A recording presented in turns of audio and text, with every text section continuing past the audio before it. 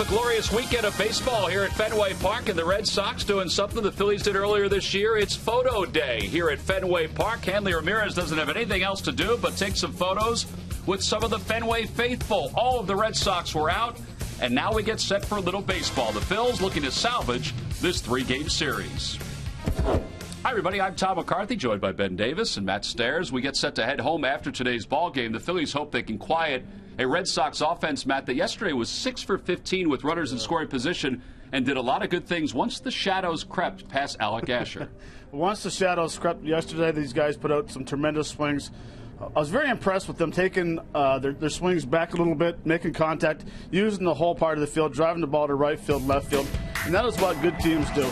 Yes, they are in a rebuilding stage, but when you make mistakes, the Boston Red Sox in Fenway, they take advantage of that. Long home run right there, Bradley Jr., but they just have very good swings, putting the ball in contact, put the ball in play. That's the most important thing with guys in scoring position. 10 for 26 with runners in scoring position in these first 2 games against the Phils. Some folks said that was the most exciting play of the year for the Boston Red Sox. All right, what stands out as far as these numbers go? Well, I think it's the batting average. 343.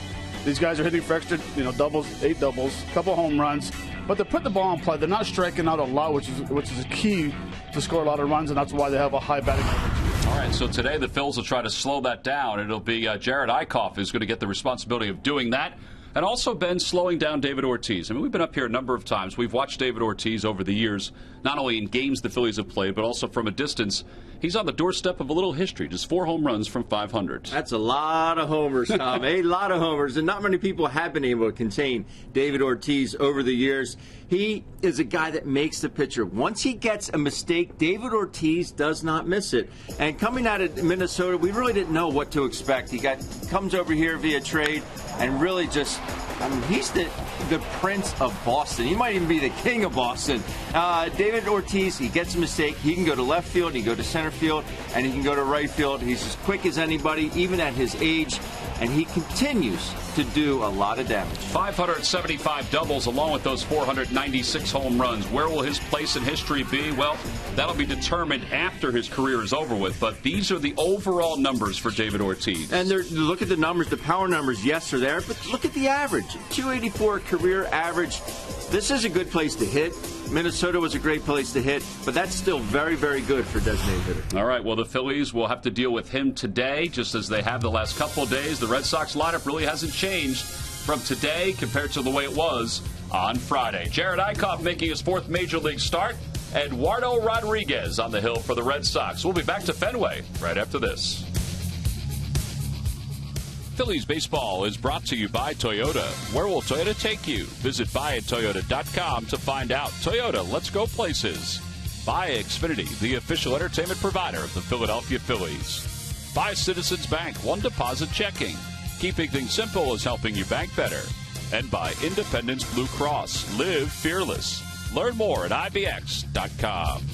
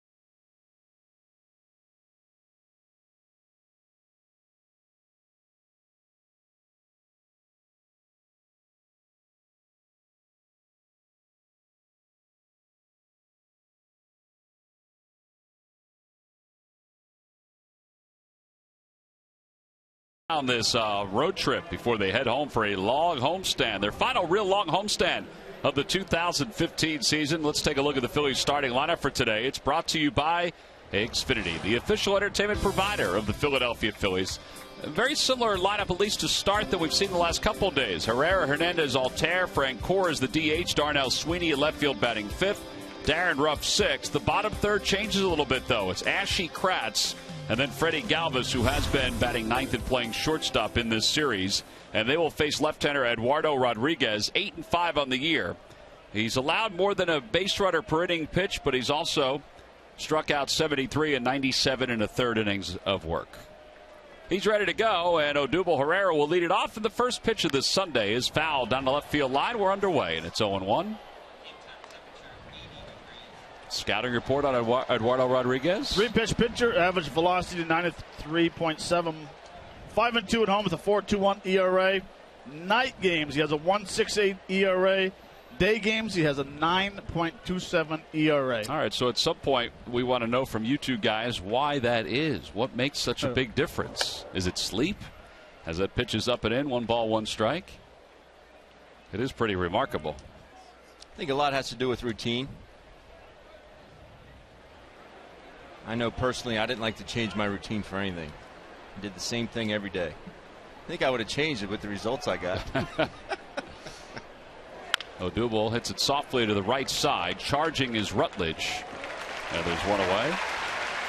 Time now for our Nissan keys to today's ball game. Mine was for righties to turn on something, get the bat head out. Yesterday, Wade Miley did a very good job of getting in on righties, so they need to get the head out and see what they can do out to left field. And mine was for Eichhoff to control the top of the order. You know, Murph will go into detail a little later of the numbers they have, but you need to control the top of the order. Here's Cesar Hernandez. Hernandez hitting .269 with a home run and 31 runs batted in. Fouls it back. Now the Phillies' top of the order, it hasn't been that bad for them. In fact, they've combined for 10 hits, the top 3 hitters in the lineup. 10 hits and 26 at-bats. In reality, for Pete Maccannon's team, it's been everybody else that hasn't really put the numbers together.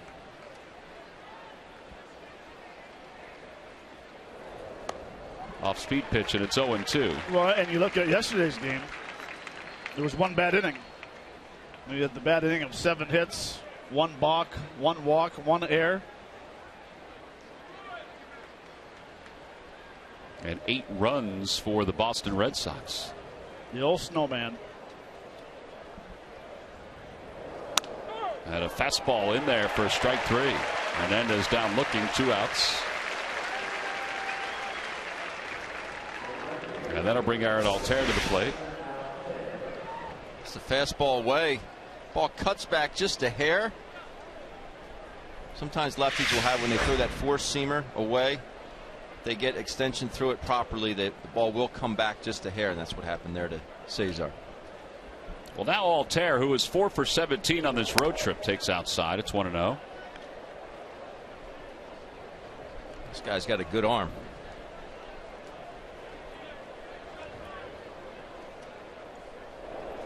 That one's fouled back. The Lucky McDonald's Phillies home run jackpot contestant is Greg Francois of Havertown. Phillies hit a home run in today's ball game. Then Greg Francois will win $200. Good luck, Greg. Greg Francois has 3 G's in his name, just like our very own Greg Murphy. How about that? Must be a growing trend around the Delaware Valley. Fouled back again.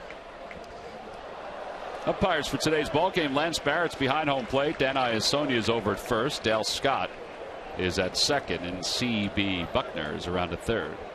Yeah, but there's no way that Greg with 3 G's is as cool as our Greg with 3 G's. I don't know if he's cool today. He looks like he's burning up pretty good. Good choice to wear the black shirt, Murph. And a fastball, and Altair's down looking. So pretty quick inning for Eduardo Rodriguez. 2 strikeouts. We'll head to the bottom of the first.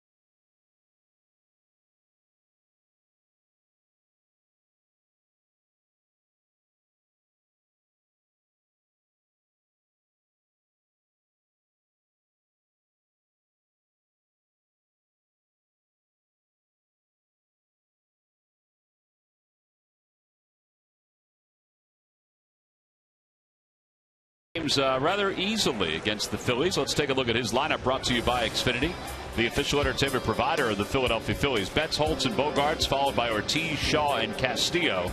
The bottom third of Ryan Hanigan, Josh Rutledge, and Jackie Bradley Jr. Now they will face rookie right-hander Jared Eichhoff, who does have a less than .500 record in his first 3 decisions, but very good ERA. A very good walks and hits per innings pitched as you take a look at his numbers. Facing Mookie Betts to start it off. First pitch is down and away. 1 ball, no strikes. Betts is 5 for 7 in this series with 3 doubles. Fly ball down a left field line. Darnell Sweeney trying to find it. I think he sees it. Yeah, he does. It was way up there. And 1 out here in the first. As we take a look at the scouting report for Jared Eichhoff, he'll sit around 91, 92. He's a 4-pitch pitcher, but very good average pitches per inning, 13.9. He is a strike thrower, like you said, Tom, and need a big outing out of him today. Hopefully get out of Boston with at least 1 victory. Yeah, they've used their longman. The Phillies have. Their longman Jerome Williams was used in yesterday's ball game. Brock Holt's now the batter. And Holt takes on the outside corner, 0-1. So like we talked yesterday, the sun was in the right field eyes. Today it's in the left field eyes. Yeah, that was pretty drastic. Yeah. No, it's a high sky today. No clouds.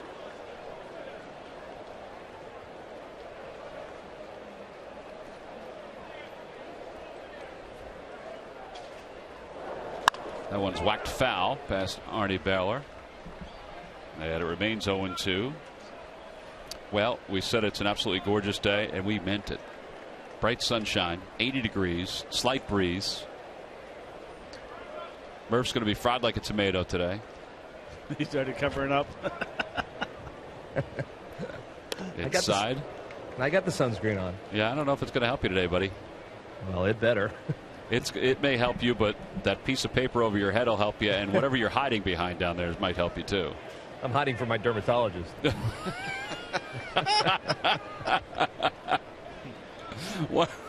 One ball, 2 strikes to Brock Holt. That one's whacked to right field. Altair going back and gets there right at the fence. 2 outs. Well, he tracked that the entire way, and his body language made us feel like he did have it lined up, but it went a pretty good ways. Quick bat here by Holt just to get to this pitch. This ball up and in. Very quick bat to get to it, but Brock Holt gets Fenway'd. That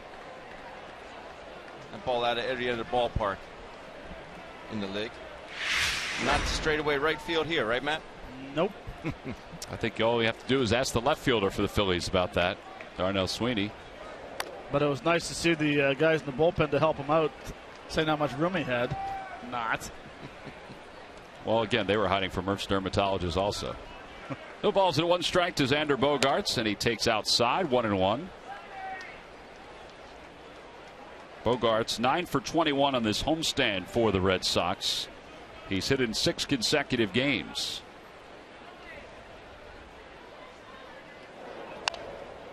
Out of play.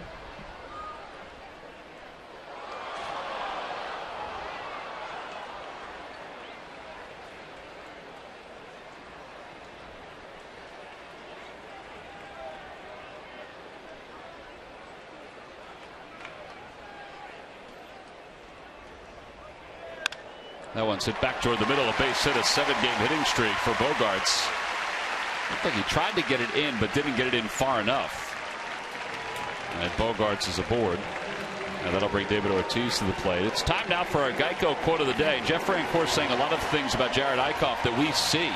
He works quick. He's got a good rhythm where it's real easy to play defense behind him. He's not trying to strike people out. If it happens, it happens. But he's letting us make plays.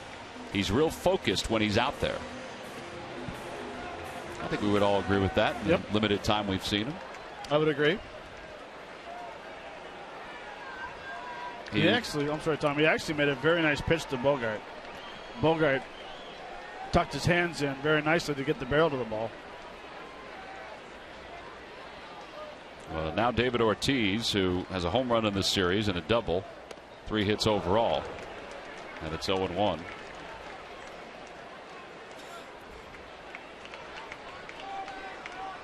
Eric Kratz is doing the catching today.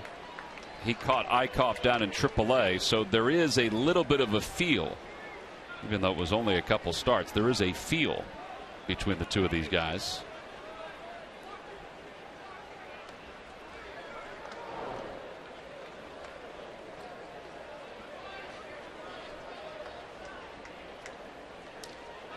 Very unlike Big Papi to swing at that first pitch off a guy that he's never seen before. He can be as patient as anybody. I was surprised to see him hacking on that first one. Outside, 1-1.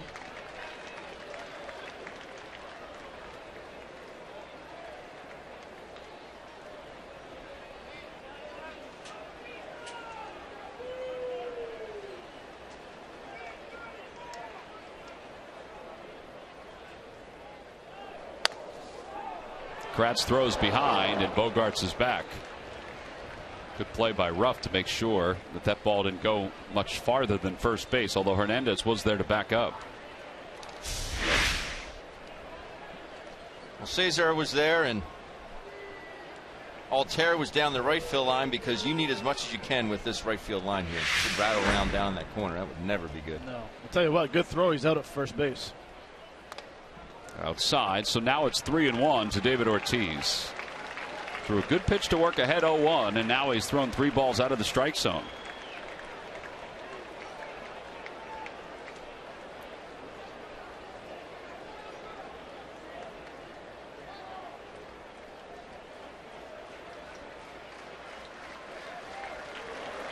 That one is ripped deep to right field. Back is Altair, and the Red Sox have a 2-0 lead.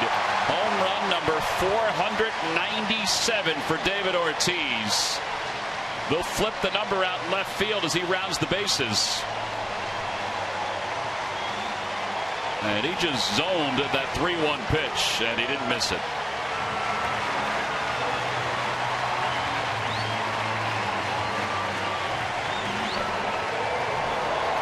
If you do that, walk around the bases 497 times, you're not going to miss him. Like I talked about in the open, when he gets his pitch, Big Papi does not miss it.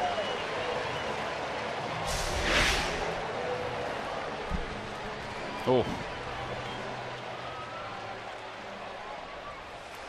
Not where you want to make a living, the lefties. Here's Travis Shaw, and Shaw takes a strike. It's 0-1.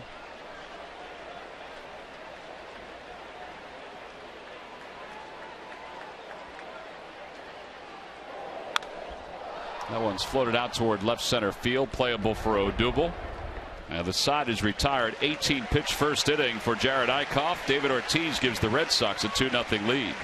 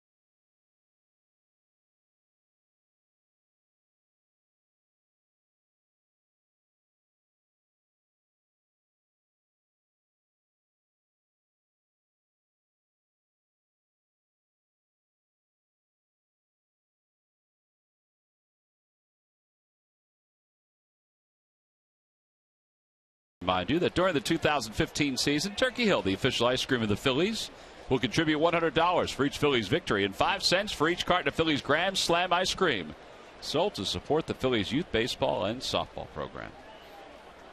Here's Jeff Francoeur to lead it off. Francoeur 1 for 4 in the series. Swings at the first pitch off the end of the bat. Can he beat it out? Rodriguez has it. Nope, he cannot. 1-3 on the put out. Darnell Sweeney's coming up.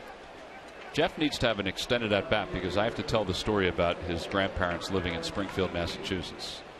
I tried to start telling it yesterday, but then he swung at the first pitch and it was all over with. Well, he hardly ever swings at the first pitch. You might want to start with the guy before him is batting. You might want to start while he's warming up. Yeah, exactly. I guess that's the right way to go. Or when they're announcing their starting lineup. Yeah. Then do it then. Here's Darnell Sweeney making his 8th start, hitting .226 with 3 homers and 8 RBIs. It's 0-1. Darnell 1 for 7 in this series. See what he can do to this green monster out in left field, the way he's been swinging in this series.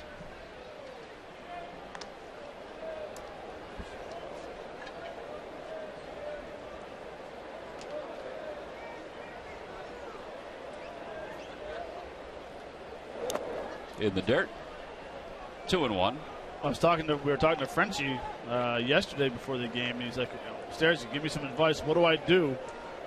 As a DH, he said, "Do not swing at the first pitch and make a quick out, because now you have to sit on the bench and think the whole time for 8 more hitters before you get a turn."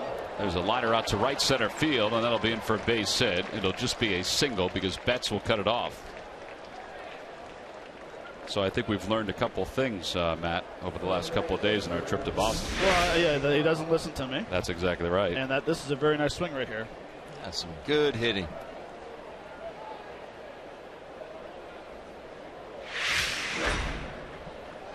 Again, they don't know where he's going to play on an everyday basis, but well, if he does that, they'll find a spot for him. Here's Darren Ruff. Ruff hitting .240 with 7 home runs, 27 runs batted in. Fastball on the inside corner. It's 0-1.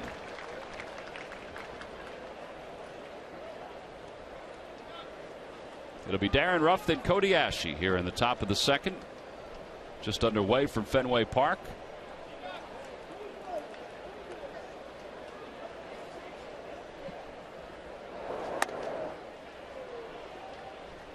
Rodriguez will throw nearly 70% fastballs. He's got 2 other pitches, his slider and his change, but he's throwing fastballs. I would too, from the left side, throwing that hard.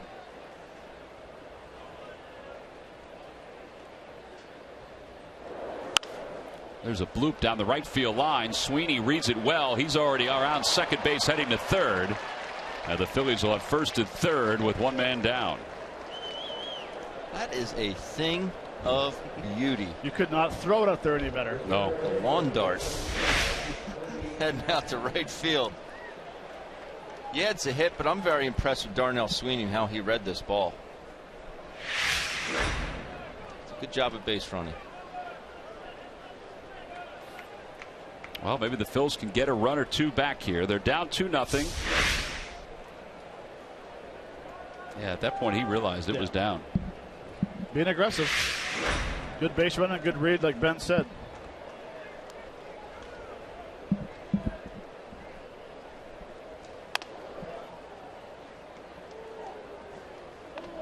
Darren deserves one of those. It seems like he's been the victim of some bad luck. Seems like he hits a lot. Like guys lay out on him a lot.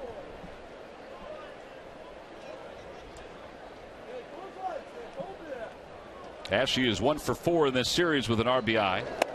Fastball, it's a strike. 1 ball, 1 strike.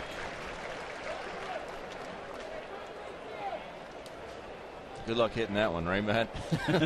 Lefty on lefty, down and away. Well, if there's one advantage for a left-handed hitter right now, is that Rodriguez stands on the third base side, so you don't feel crowded as a left-handed hitter. There's nothing worse when he stands on this side of the rubber and it seems like they're throwing right behind you. Seems like when we're on the third base side, you see the ball a little longer.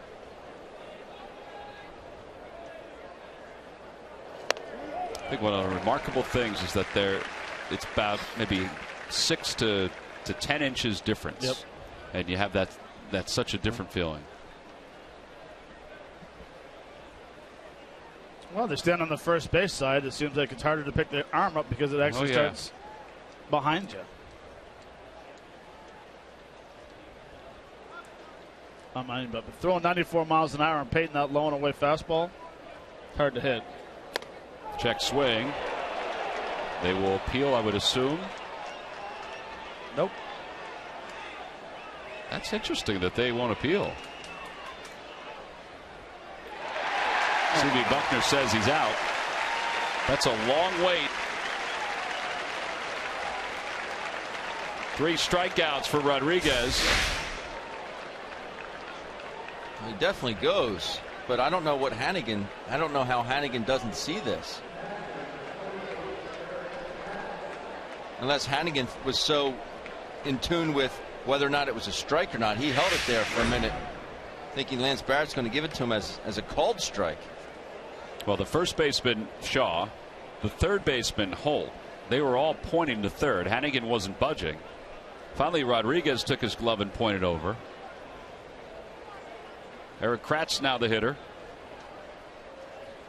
Kratz this year in the minor leagues, 7 home runs, 32 runs batted in, hitting .256.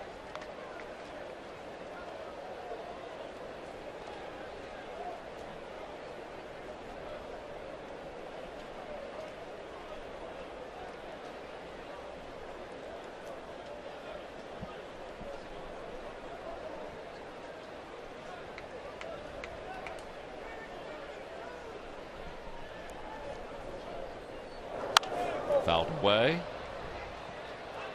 1 ball and 2 strikes.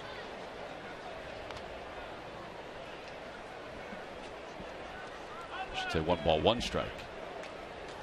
I put Eric Kratz in the hole before he even saw his third pitch.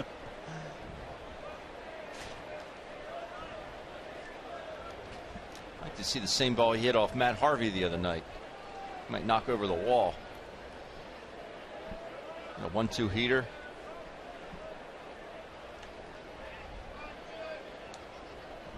Nice looking up at that scoreboard and seeing 1.000, isn't it? How long can I sustain that? How about the slugging in the OPS? Yeah. You could do this forever. Had to get out to the mound to talk to Rodriguez. Yep. Those are some good numbers. Game's so easy.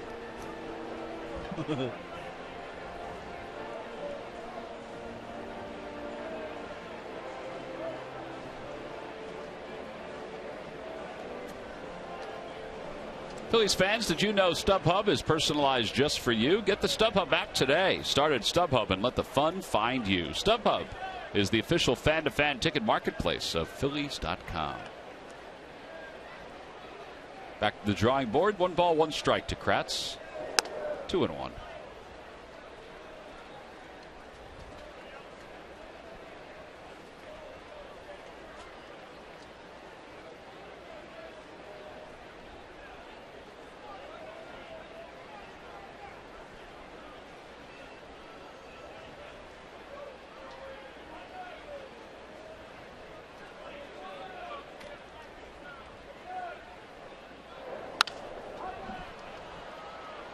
Nice play. That was impressive right there. Feeling good about himself. I would too.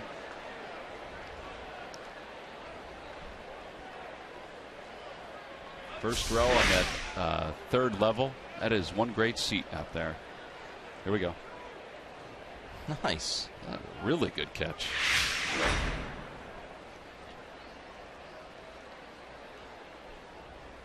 2-2 pitch off the hands. Oh man, it sounds like it's clanking around out there. It wasn't Larry. You think it was Larry? Ben, lean over there and see if it was Larry. Well, it's easier if you open the curtain. Larry's got it. All right, Larry. Got him, baby. He can catch. He can't catch.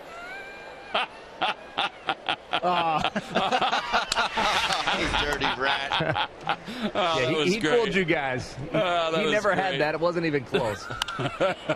Out toward right center field. That's well hit. Betts going back. So is Bradley. He'll make the catch. Bradley will, and the side is retired. No runs, 2 hits, and 2 men left, and he got us again.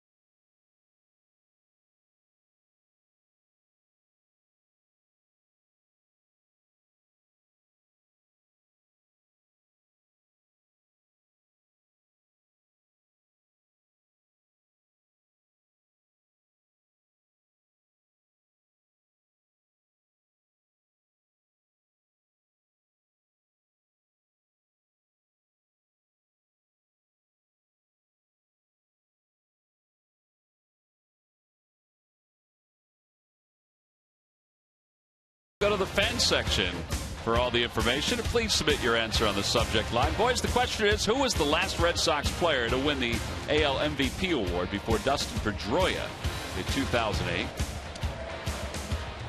Ben, I'm a little disappointed while we were reading that. You could have easily done a little fanatic dance next to him. I mean, it was perfectly lined up for you. I don't dance on Sundays, Tom. Oh, really? Well, we'll keep that in mind for our next Saturday night game. Here's Castillo to lead it off, and he takes low. 1 ball, no strikes. Castillo 3 for 20 on this homestand, hitting .280 with 5 home runs, 25 runs batted in.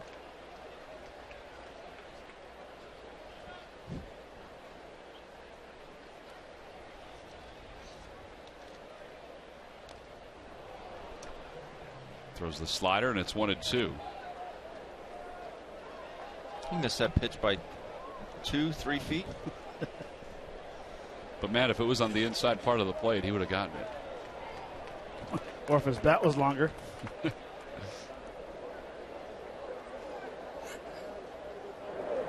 Breaking ball, that's the curve. And it's 2-2. Castillo, 5 home runs and 25 runs batted in this year. There's a line drive down the right field line. That'll be in for an extra base hit. Aaron Altair will get to it, but Castillo will get to second base. A leadoff double here in the second. That is his 5th double of the season.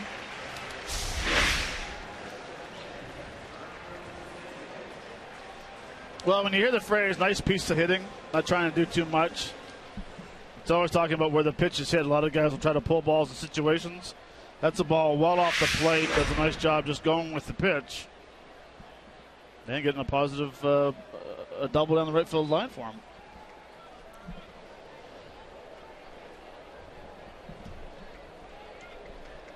It means that Ryan Hannigan will bat with a runner at second and nobody out here in the bottom of the second inning. Hannigan takes inside. Overall hitting .253, 2 home runs, and 12 runs batted in.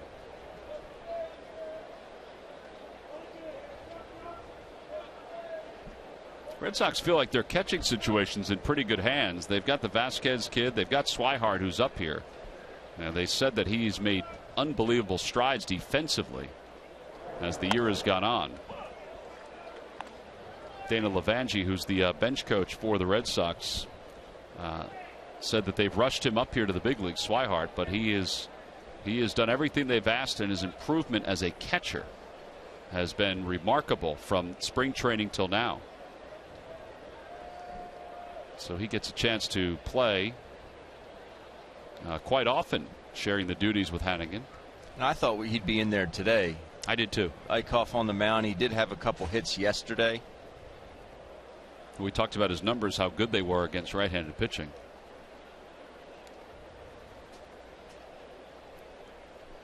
One ball, one strike. Breaking ball, that's in there. 1-2.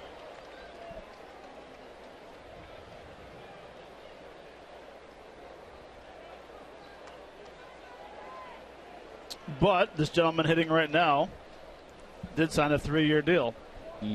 So he's signed here to be the #1 guy, and that's probably the reason why he's playing a day game after a 4 o'clock start yesterday. Another breaking ball.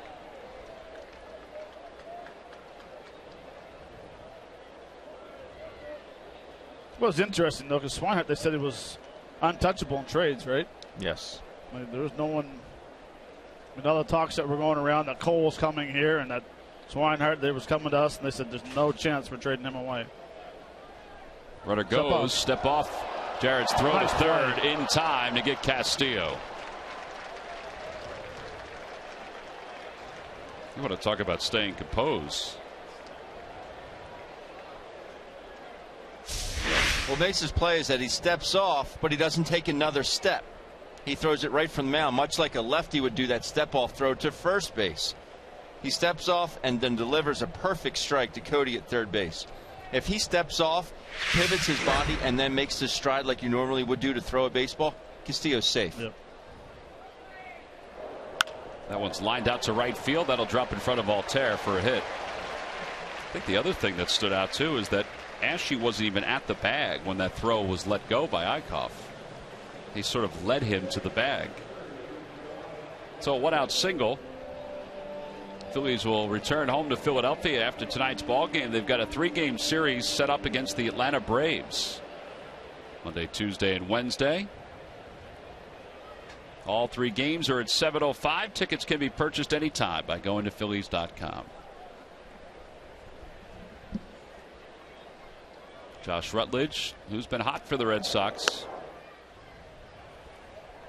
but is going to find his playing time diminished sometime in the next several days, because Dustin Pedroia, the Red Sox feel, will be off the disabled list at some point this week and will become the everyday second baseman again, which means that Brock Holt will be playing a lot of third base and some of the other positions, but it also means a guy like Rutledge will be relegated to bench duty. El Bencho. Yep. we saw Pedroia today. I mean, he was going through a thick routine. Coming back from a hamstring injury. That one's tapped foul. 1-2.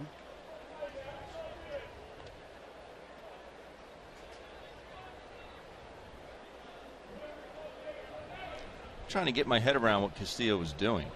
He's trying to get a good jump. He's doing a count system. A lot of pitchers will get in a routine of 1001, 1002 delivered to home. Yeah, but there's nobody out, and you're already in scoring position, and you can run. That way you call trying to do too much? I guess so.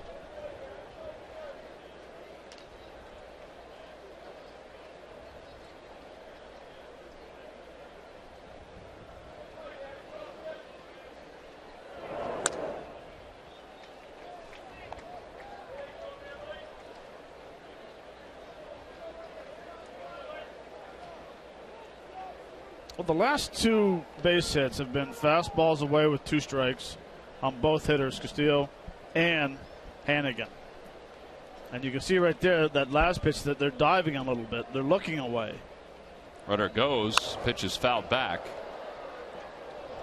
Yeah, I'm surprised that they're going so far to the so much to the outside part of the plate. Well, and I'm hoping that green monster's not making pitchers think, well, I can't throw inside. If you still make a good pitch inside, now if you miss, yeah, they're going to go off the Sports Authority sign, but every hitter with 2 strikes so far is diving out. It goes again. Pitch is fouled back again. Well, we've seen Eichhoff try to go in these first 2 innings. Not all that successful. He did get a pitch in pretty good to Bogaerts, but Bogaerts able to stay inside and hit up the middle for a hit. Other than that, he tried to go in, and Hannigan missed up and in.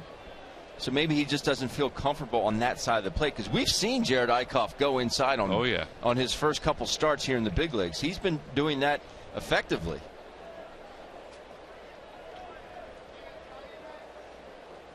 He goes again from first. The pitch again is fouled back.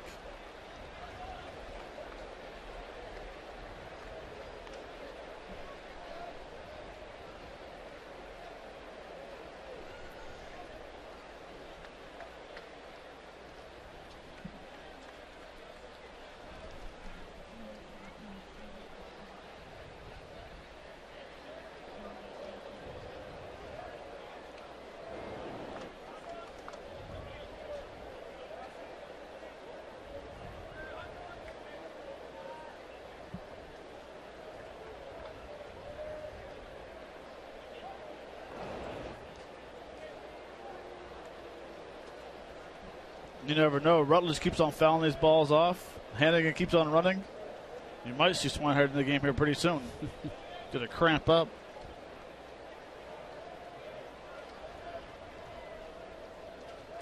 He goes again. Pitch is outside. Ball 4. That'll put runners on first and second. And that'll bring Jackie Bradley Jr. to the plate. Well, we talk about the youth of the Philadelphia Phillies, and you look at the service time for today's lineup, including Eichhoff. There's not a lot of service time beyond Jeff Francoeur. No. Eric Kratz, 3 years and 33 days. Seasoned veteran that he is. Now Jackie Bradley Jr., he's hit in 6 games. 6 straight games. In fact, he's got a run scored and a base hit in the last 6. 9 for 17 overall on this homestand.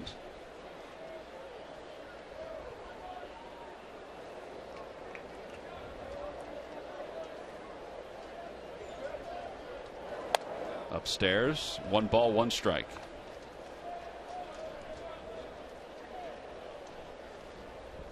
Well, as we mentioned in the open, and Bradley's been a part of this, the Red Sox 10 for 26 in this series with runners in scoring position. Hitting .385. Good curveball.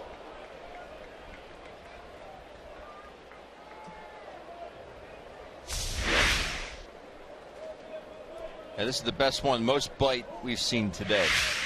I asked him about the curve because we had heard that that was his best pitch. I said, you really didn't throw it that often in the first couple games. He said, no, I didn't. I said, was it a feel thing? He said, it was absolutely a feel thing. He said, the baseballs are really different here compared to the minor leagues. The seams are different. So he said, it took me some time to get my fingers adjusted. He said, I've had to adjust a little bit of the way I grip the ball and where I put the pressure on my fingers. He said, because it's not the same compared to the minor leagues. I was kind of surprised by that. It was that drastic a difference. It is. It's very drastic. The balls in the big leagues are a lot tighter wound. That's what he said. The seams aren't raised as much. And if anything, the seams are they're split, almost like if you were to grab a knuckle, you could fit your fingernails in between those seams. Curve ball. Did Bradley go? No, says C.B. Buckner. C.B. getting an earful from the dugout. The Phillies dugout. Woo, what the? I think he went. Really? Would have been a double if he would have made contact. Yeah. That's why he was hearing it from the Phillies dugout. He's really close to the dugout, too. Not relationship close, but close in proximity. 2-2 pitch. That one's whacked to right field. That'll be in for a base hit. That's going to score at least 1. Depending on how Altair plays it, it's going to be 2, and it's going to be 2. Rutledge is already around third. Bradley's on his way to third base. It'll be a 2-run triple 4-0 in favor of the Red Sox. And their success with runners in scoring position continues.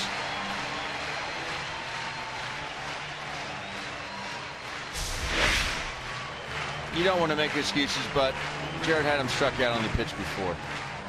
And then he goes and laces a 2-run triple to right field. You don't know how this inning is going to end up, but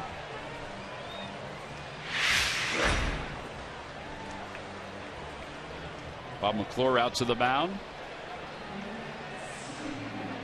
With the top of the order coming up.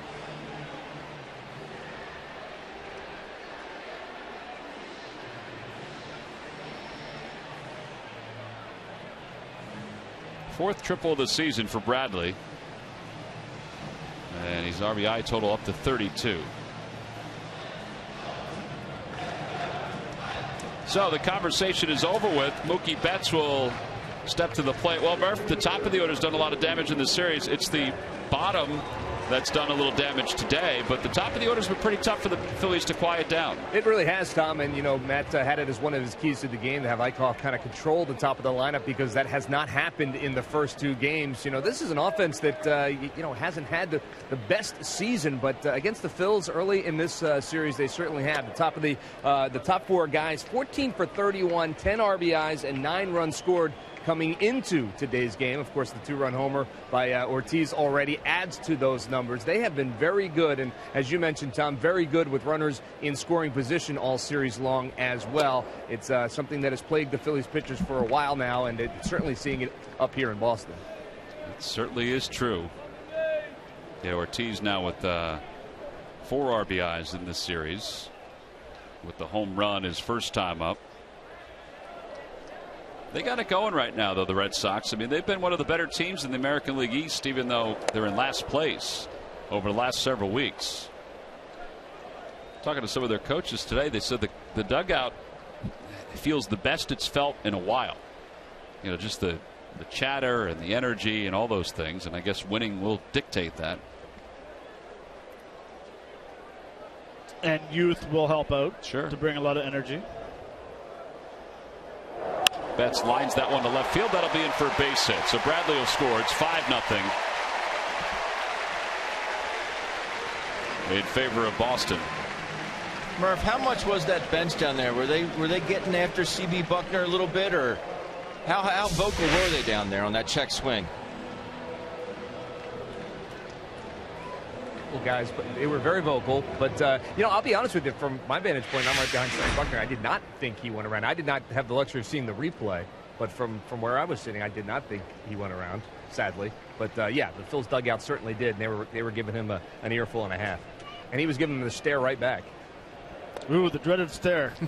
When umpires give you that call, that stare, you think you should back off? Nah. No, it means they're wrong. Yeah, that means they're probably wrong. Brock Holt flied out to the fence in right field his first time up.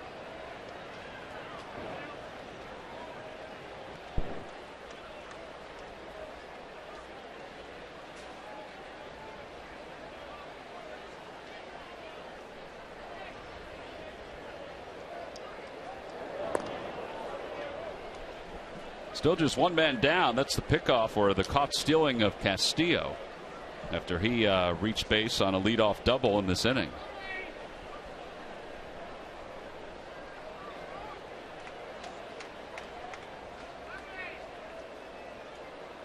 That one's cracked through the hole on the right side. It did not get Betts' feet, so he'll stop at second base. Del Scott signaling safe.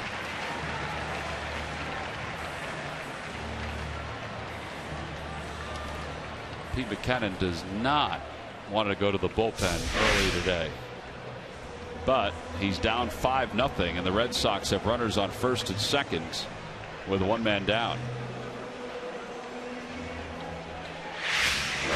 Just needs to find a way to get the ball down, somehow get the ball down, get it to some shin guards of Eric Kratz. Well, the Red Sox, as far as service time goes, they're fairly young, too. I mean, look at Shaw and Castillo. They're under a year. Mookie Betts is just over a year. The same for Jackie Bradley Jr. David Ortiz dominates the age category 17 years and 26 days.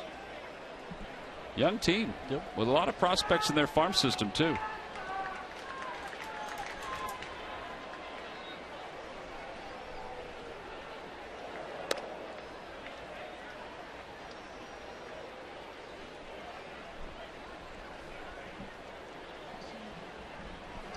.32 pitches in the inning for Eichhoff.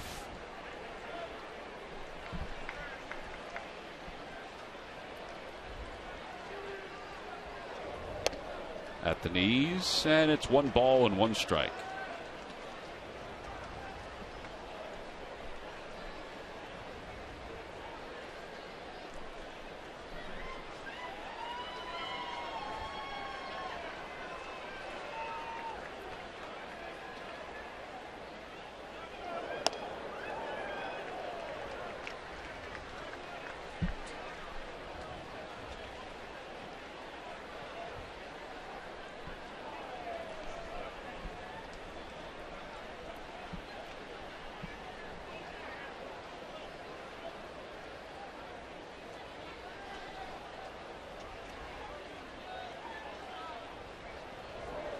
That one's lined foul. Oh, man. That one was smoked into the seats.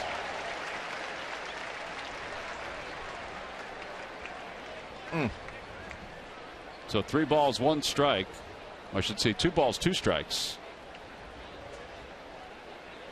to Xander Bogaerts.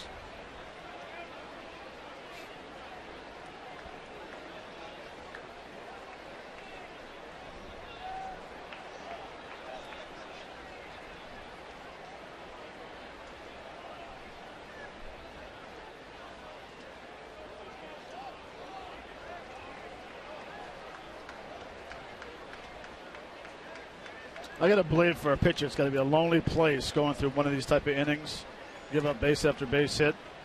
Nowhere to hide. It's like an outfielder making an error. Mm-hmm.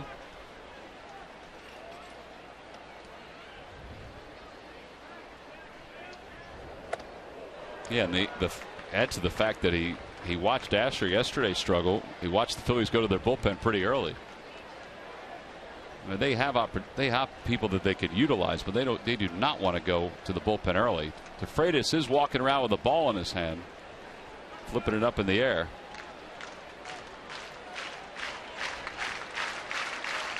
Runners lead off first and second. Yeah, the 3-2 pitch coming. Fouled off to the right and out of play.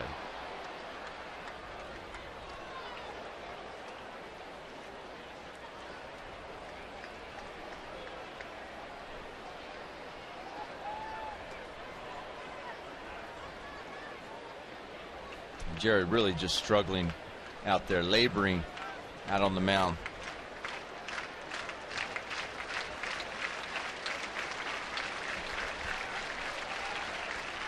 And 2 pitches ago, he tried to go in again and just left it up and in. It's like it's a tough time getting the ball out in front.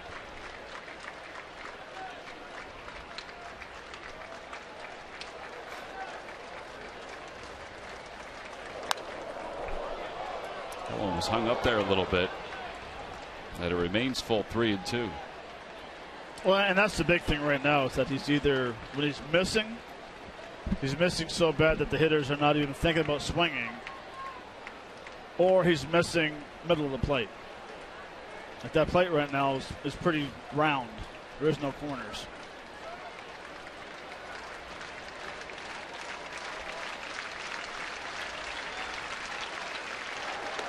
Outside, ball 4. That'll load up the bases.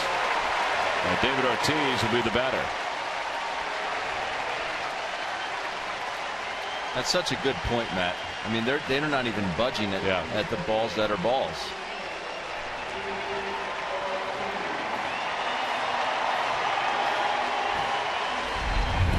Here's his home run back in the first inning. 3-1 fastball. Eichhoff challenges him.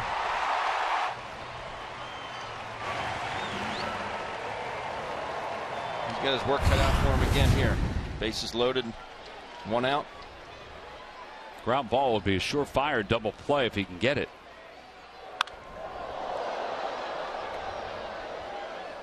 Well, the all-time home run leaders Barry Bonds, of course, number 1. Ortiz now 27th. Hey, there's Michael. Michael, of course, number 16 with 548. Matt, is he wearing your sunglasses? Mine? Yeah. Out towards center field. Odubel going back. He has room. Makes the catch. Betts tags from third. The throw goes to third. Probably could have been better suited going to second, but the run scores. It's now 6-0 in favor of the Red Sox. 3 RBIs for David Ortiz.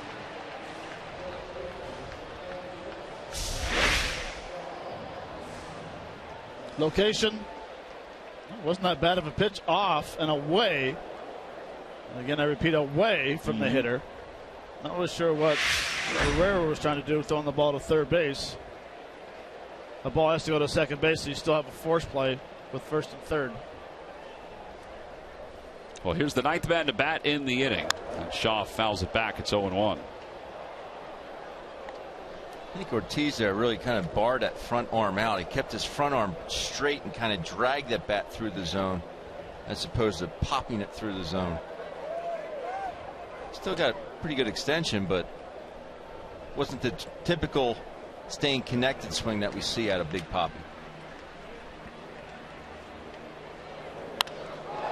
That's down the right field line and foul past the pole.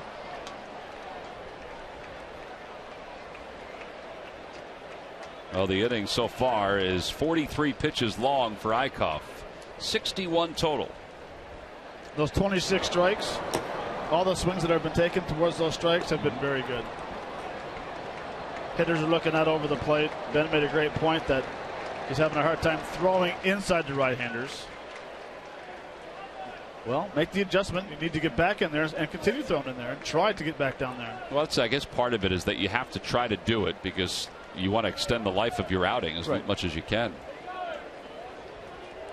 So DeFreitas warming up in the pen. 0-2 pitch. Curveball and a called strike 3. Side is retired. However, 4-run score in the inning for the Red Sox. They've taken a 6-0 lead as we go to the third.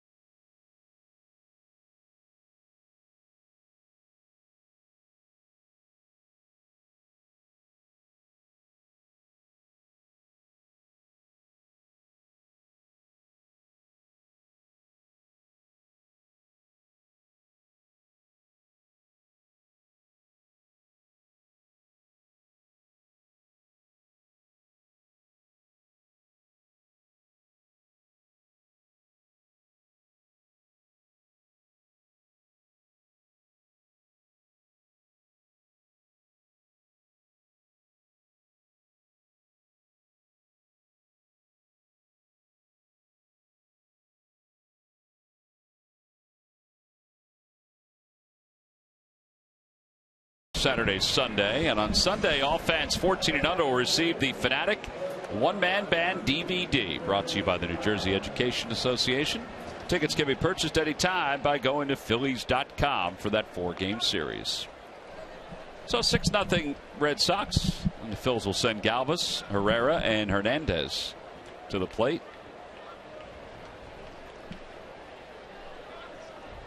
Against Eduardo Rodriguez. Earned run average is very high during day games. But so far he's allowed 2 hits through 2. He has also struck out 3.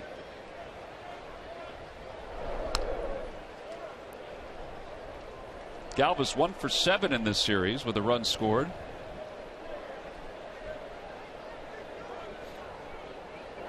Fastball, and it's 1 ball and 1 strike. You talk about the genius of pitchers at times. Your team is up 6-0. They just scored 4 runs in about a 35-minute half inning. If you start Galvis with the first pitch changeup, like he's going to be swinging, there's no way Freddie's going to be swinging that pitch. And he throws it for a ball.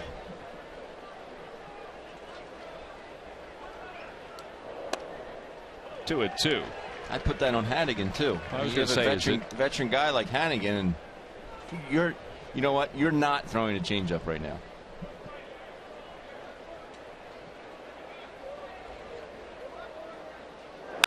There's a line drive, base hit it to left field for Galvis, his second hit of the series. So he's aboard to start the third. Odubel Herrera's coming up. All right, Murph, so the Phils have a base runner. That's sometimes good news against Rodriguez. It is. You know, they got some base runners in that second inning, Tom. We're unable to push anyone across, and that is a problem because against Rodriguez, that's what you need to do. He is a different pitcher. His numbers are quite different when he has men on base. You take a look. There's just batting average alone, 231 when guys aren't on base, 283 opponents are hitting against him. He has many, many more strikeouts when guys are not on base. You take a look at that as well. Walks are about the same. So got to take advantage. I mean, of all pitchers when guys are on base, of course, but he seems to slow down a little bit and maybe tighten up just a little bit with guys on base, and you need to take advantage. All right, let's see if they can do that. Odubel Herrera. Being too fine. Sorry, Tom. Being too fine with runners in scoring position, afraid to make a mistake, losing the aggressiveness of attacking hitters. Also wonder sometimes when a guy goes from the windup to the stretch if that changes mechanically the way he goes after a hitter too. Outside, 2 balls, no strikes.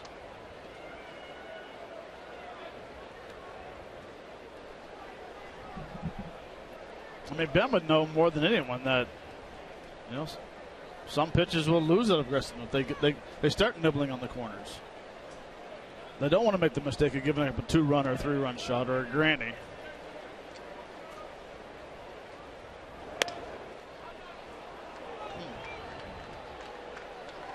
You're right. You cannot let it affect your aggressiveness. You still have to go out and pitch. You still have to execute pitches, whether nobody's on or the bases are loaded.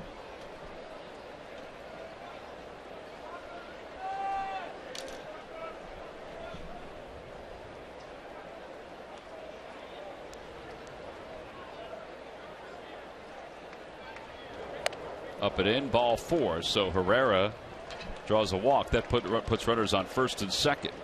And here's Cesar Hernandez. It's now time for you to tweet your strongest fan photo. Use the hashtag PhillyPhotoDataStrongFan, and you just might see yourself in an upcoming broadcast brought to you by T-Mobile. That walk, the first issued by Rodriguez.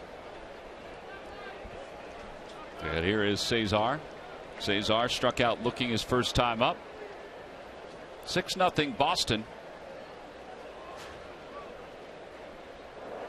Phils have been playing from behind in all 3 games.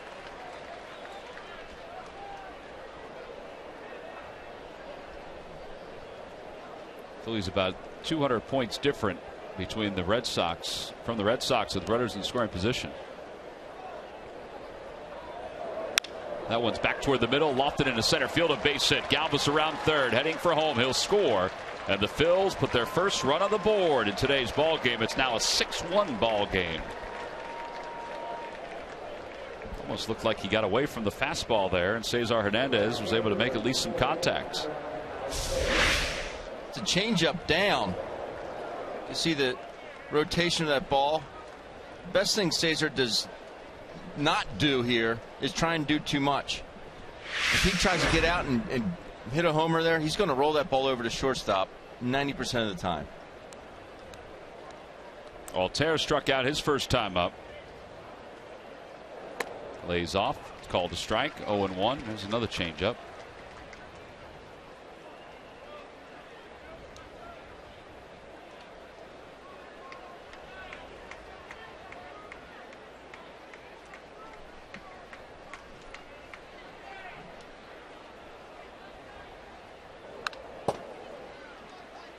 Nice swing there by Aaron. Unfortunately in the hole 0-2, but it was a good swing. I was speaking with Joe Castiglione this morning about Rodriguez. He said he did have some issues earlier in the season with tipping pitches, but he said he's figured that out. No, he hasn't.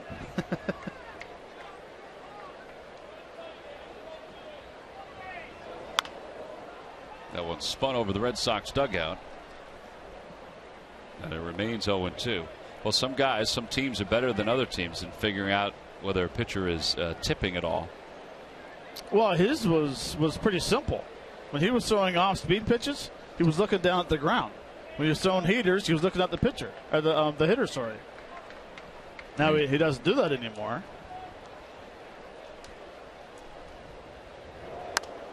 Just missed inside. Fans were buying in that was a strike. It's a ball off the plate.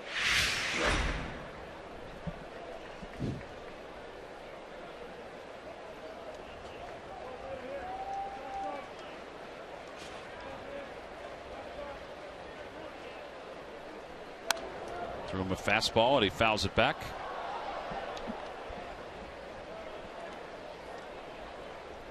Toyota Major League Scoreboard, the Nationals lead the Braves 6-1. That game's at the bottom of the third. Jason Worth has hit his 7th home run.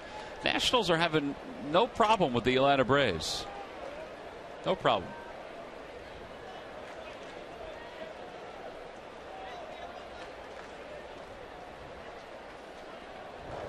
In the dirt. They've won 4 straight. They're 5 out behind the Mets. The Mets, meanwhile, are playing down in Miami.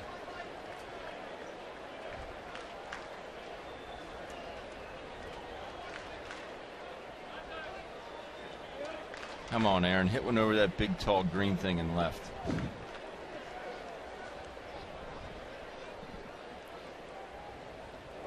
Swing and a miss. Altair strikes out for the 2nd time today. So a lot of changeups. The average fastball velocity is 94. The changeup is 88. Good location, good movement on the changeup. Good movement. See right there, Altair's out in front of it.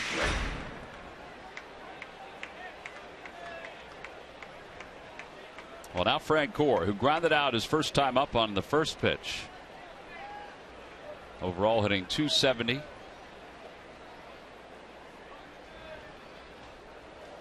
Swing and a miss, 0-1.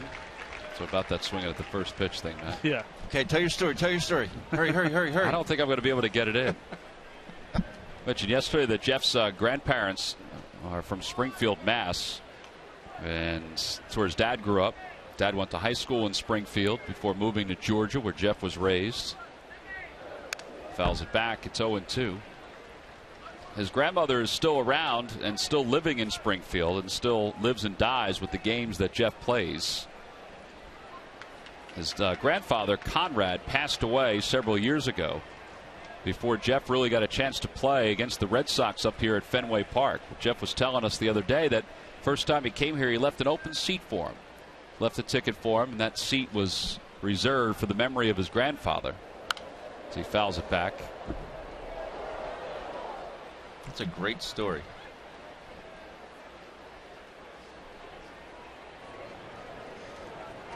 T-Mac, also part of that story is they left his grandfather's hat on that seat throughout the game as well. And then Frank Gore went deep. Frank Gore went deep, and he went on to tell us that the Braves lost the game pretty badly, and his family was all excited about his day, and he was trying to tell them, you got to be quiet. We just lost the game. Hits that one foul. Off to the third base side. Holt on the run, reaches in, makes the catch. And there are 2 outs. It's about as cool a story as you'll ever hear.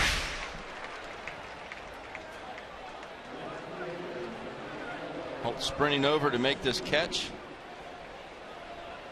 I think it may have ended up going in the stands, but he reaches in and catches it.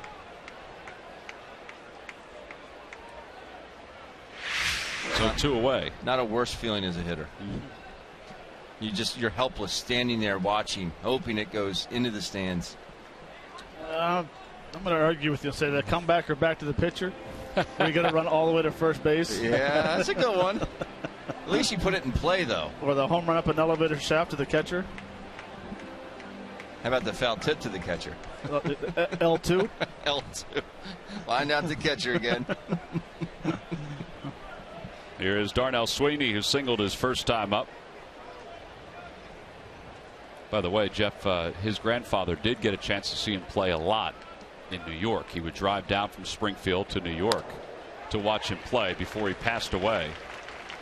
Saw him play in 2005, and he passed away in 2006 in September, but still did get a chance to watch his grandson play, which, as Jeff said, his grandfather was always a huge supporter. Sweeney takes low. 1 ball, 1 strike.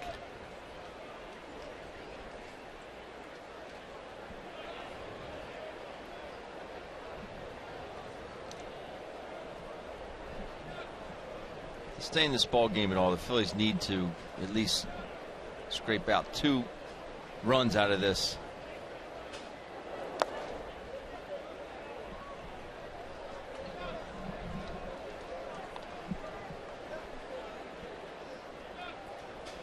.25 pitches this inning for Rodriguez.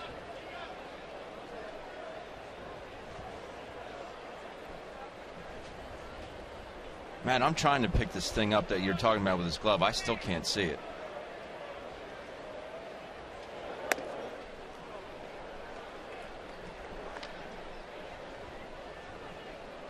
You got it now? I saw it on that one. I got you. I feel like we're playing Larry's bar game snaps when you guys talk about that. You got it now? 3 balls, 1 strike. Well, one thing we've learned from Matt Stairs is that he's able to pick this kind of stuff up. It's pretty impressive how you're able to see a lot of this. On the inside corner with a changeup. 3-2. The runners will be off on this offering.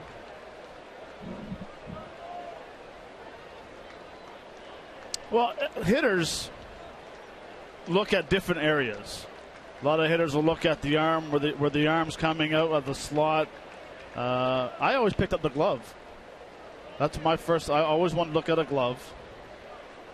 Sweeney bloops it foul over the Red Sox dugout. Because by looking at a guy's glove when he's either in the windup or the stretch, you can always either see. Majority of pitchers will go with their best pitch for the grip to start out with. So if you have a guy that throws a really good fastball, he'll have a 4-seam fastball. It's just a matter of moving the hand a little bit. You see the muscles start twinging in the forearm. He's adjusting to an off-speed pitch. A lot of pitchers will tap their glove a little deeper to get a better grip for either a split-finger fastball or a slider. Runners go. Ball is grounded to third. Sweeney just broke his bat, and the inning is over. The Phillies do get a run, though, on 2 base hits, and they lead 2 here in the third.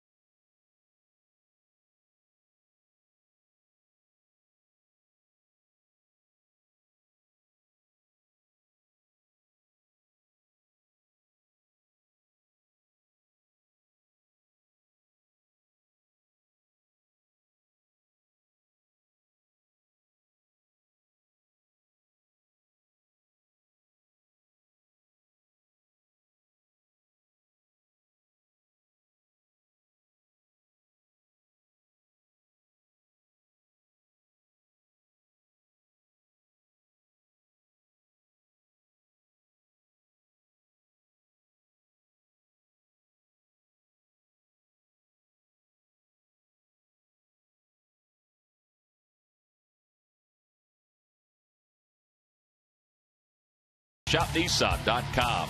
By Xfinity, the official entertainment provider of the Philadelphia Phillies. And by the Quality Plus Sports Stores. Go further. Well, there's Carlton Fisk, introduced again today. He's been here this weekend here at Fenway Park. Number 27 for the Boston Red Sox, number 72 for the Chicago White Sox. The original Pudge. It's a big man. Yeah. 24-year career. 24 years.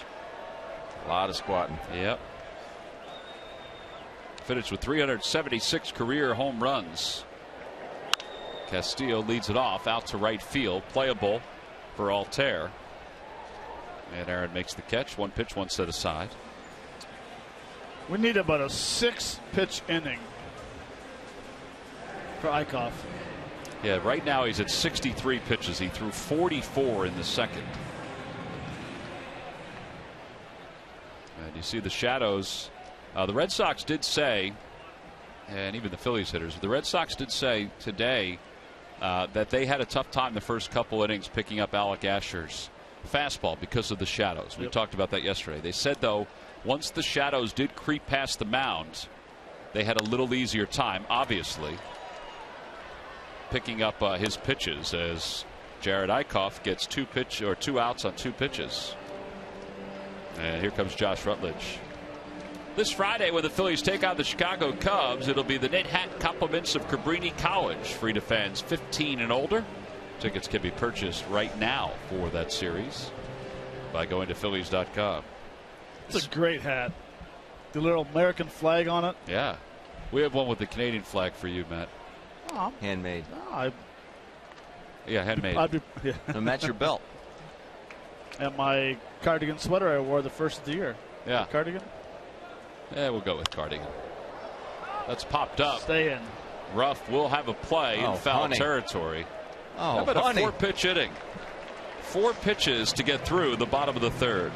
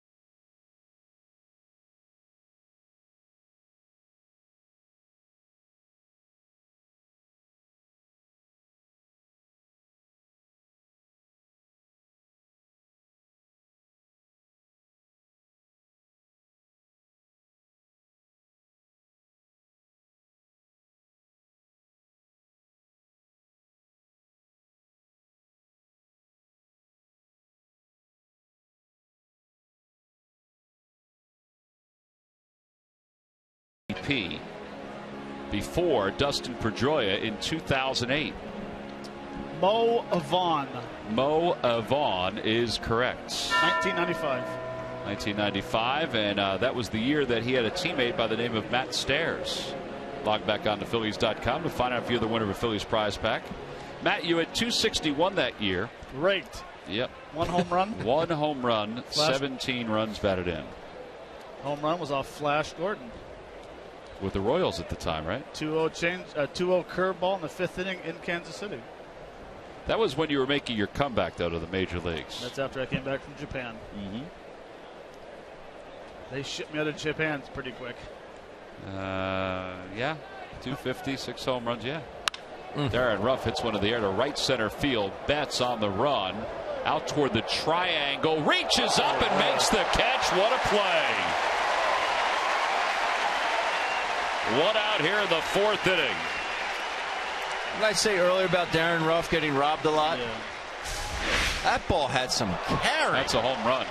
I mean, he took that right out of the bullpen. The fact that he ran to the area full speed, was able to take his eye off the ball, knowing how much room he had, making a very nice play, 399 feet away. Man. Well, Rodriguez certainly liked it. Everybody here did. The bullpen reacted greatly. And here's Cody Ashe, who struck out. Takes a low, ball 1-0. That's where it's so hard to figure out this game of baseball, because he threw a lawn dart 122 feet down the right field corner for a base hit. And then he hits a ball like that and he gets robbed. Yeah, that's opposite field power right there, too. And you write down F8 on your scorecard, and so much more than that. You got to put a little circle. Maybe put a star around it to the upper deck. 1 ball, 2 strikes.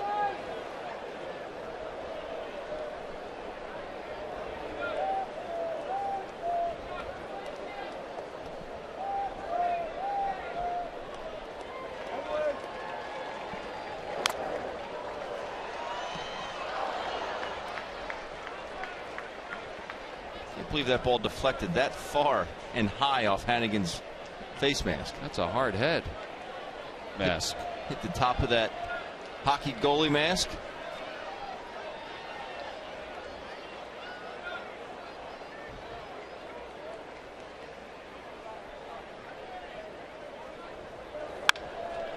Out toward left field. Castillo is there for the second out. Well, this Sunday when the Phillies play the Chicago Cubs, it's the final game of their 4-game series, and all fans 14 and under will receive the Fanatic DVD. Compliments of the New Jersey Education Association. Tickets can be purchased for this upcoming homestand. Long homestand. We get to be home for a little while. Tickets can be purchased by going to Phillies.com. 2 outs. Kratz is up. He fly to right his first time.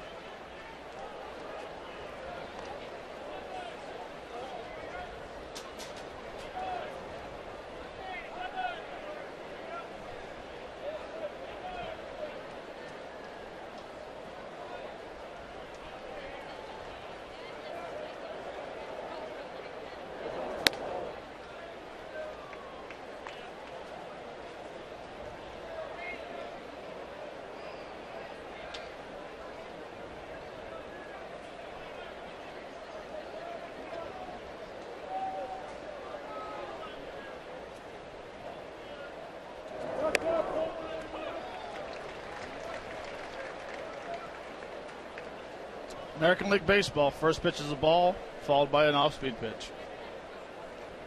Found for many years playing in the American League, that the pitchers would rather walk you than give up a base hit.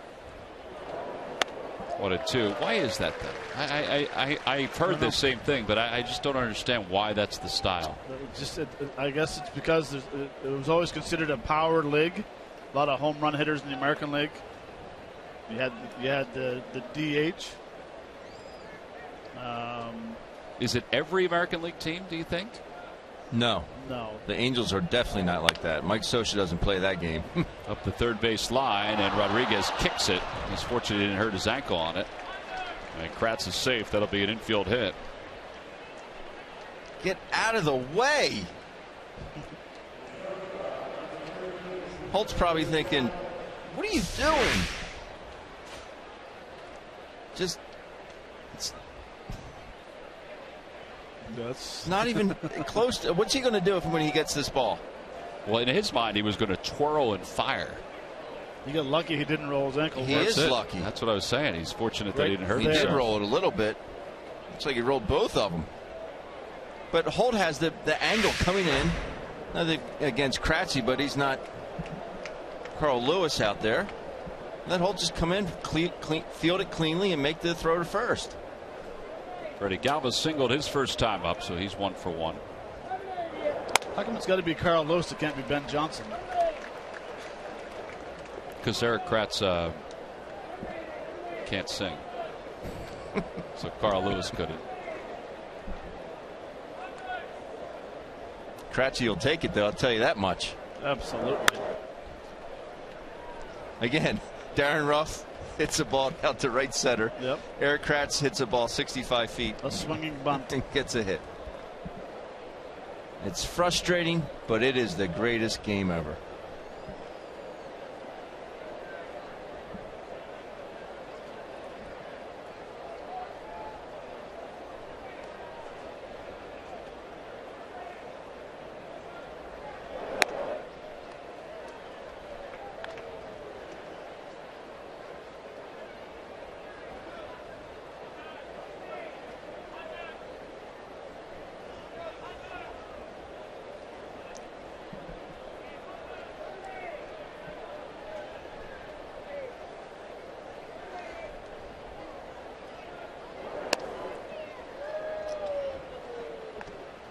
So at a Major League scoreboard, it's now 7-2 Nationals over the Braves. The Braves have added a run.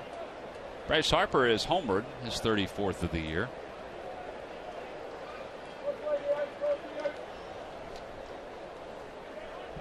Swing and a miss. Galvis strikes out. 5 strikeouts for Rodriguez. Side is retired. No runs. 1 hit and 1 man left.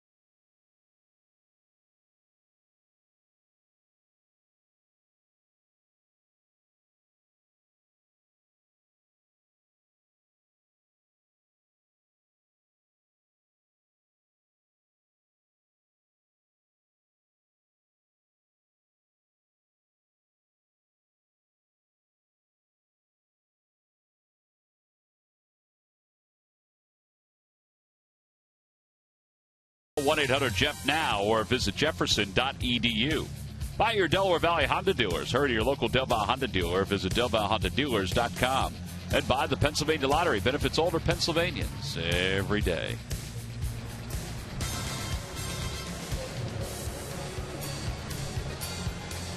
Last of the 4th inning.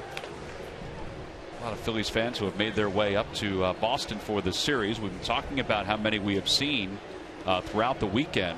We got a chance to talk to more than 130, close to 140 of them yesterday here at Fenway Park. There are a lot of the regulars that come up on those tours, on the Phillies fan trips, you know, whether it be here or to Chicago or to St. Louis, San Francisco, you name it, as Jackie Bradley takes in. One of the Phillies employees, Karen Penn, who sometimes accompanies the bus trip. She wasn't able to make her way up here, and there was a lot of people that were missing her as part of the group that we spoke to yesterday. So we hope Karen is enjoying her weekend back in the Delaware Valley. Let her know that her friends were thinking of her. As Jackie Bradley grounds out, 1 away here in the 4th. Really is something. After Matt and Murph basically at gunpoint forced me to walk back to the hotel with him yesterday, we ran into tons of Phillies fans. Forced you? Forced us to. It was hard finding a cab, so let's just walk. Never again, Matt. Mookie Betts is the batter. He's 1 for 2. I will tell you, though, just so you know, Ben, make you feel better. I had family members that walked back that left the same time that family members in a cab left. They got back before them. Really? Yeah. And it's only at one point 3 miles from Fenway to the hotel. I'd have to disagree with you on that one, Tom. Well, the distance? Yes. 1 ball, 1 strike to Betts. 1-2. Well, if you would have gate checked that big bag that you were carrying over your shoulder. I come prepared. That was part of the problem. You're right, Matt. He had his luggage with him. Up and in. 2-2. I mean, my frame, and he's fit as a fiddle. I had no problems with the walk. It was very nice. Nope. We met some very nice people from Philly. Talked about baseball with them. Got to see the city of Boston a little bit. Yep. Murph met a St. Joe's alum. There's a one-hopper backhanded by Ashe. Long throw in time. 2 outs. Nice play, Cody. Yeah, there were a lot of St. Joseph's people that were here. I saw a lot of them at the airport. There was an event or two in the city. Nice play right there. Ball takes a big hop. Nice soft hands. Firm throw to first base. Can of corn, like we said the other day.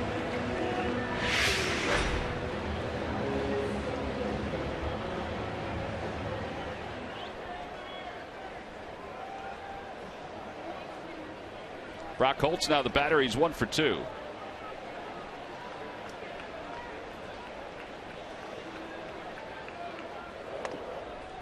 Murph just told me what the can of corn, where that came from. It's pretty cool. Back in the day, the shorter ladies that were at the grocery store, they couldn't reach the top shelf to get their canned goods. Guy would come over, knock it off with a stick, it would fall down. Can of corn. Can of corn. 2 out single. I have tons of useless knowledge if you need it. All right, here's one for you. Take me out to the ball game. How did that start originally? Say that again. I'm sorry, Matt. Take me out to the ball game. Yeah. How'd the lyrics start out originally? And when was it first invented, the song?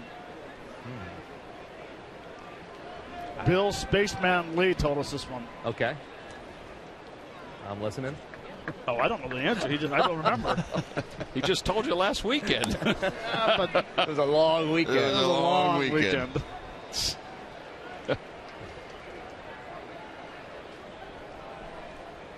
No balls and 1 strike to Xander Bogaerts, who is 1 for 1. Bogaerts singled and scored.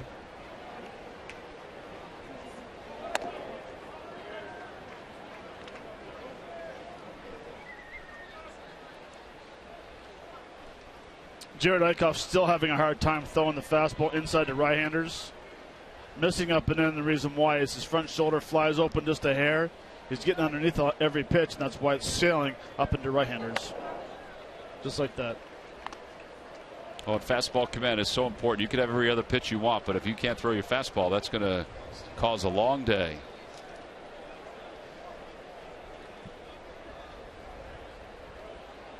And certain pitchers on a given day, if they know they continue to make the same mistake, for whatever reason, on that day, they just cannot make the adjustment. Hitters do it. Everybody does it. Yep.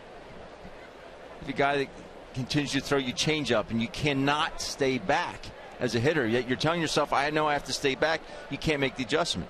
That's the way it seems to be with that fastball in today. Outside. Dalier Hinojosa is warming up in the pen.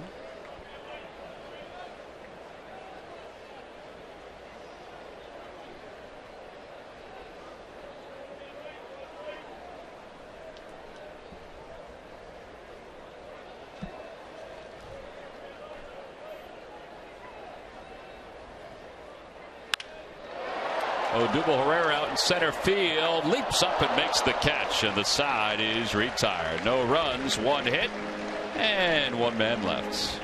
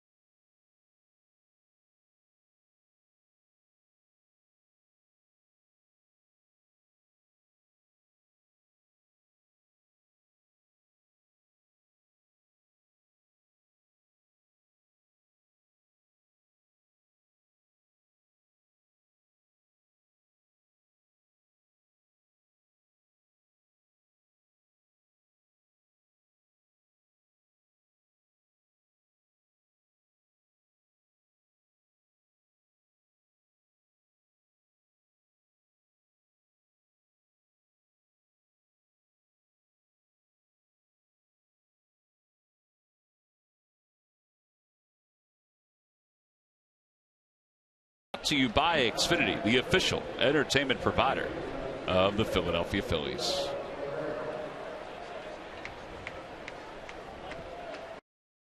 A little conversation between Eric Kratz, Jared Eickhoff, and Bob McClure.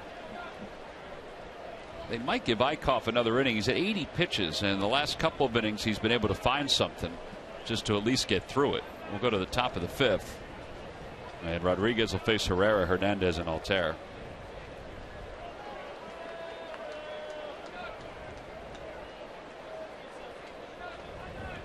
Talk about his demeanor again. All these Phillies pitchers, the younger guys, are coming up. You wouldn't know if they're winning 10-0 or losing 10-0. There's a liner out toward right center field. It'll drop in front of Jackie Bradley, so a base hit for Odubel. And he is aboard to start the 5th inning.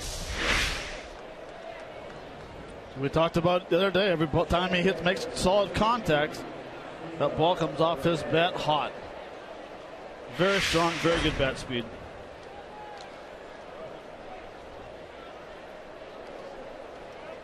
So now Hernandez, who had an RBI single his last time up.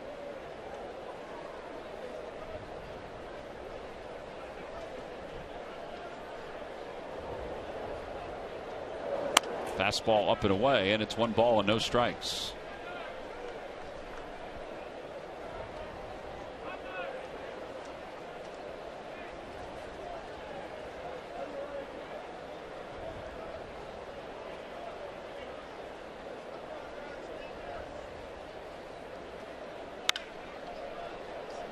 One ball, 1 strike.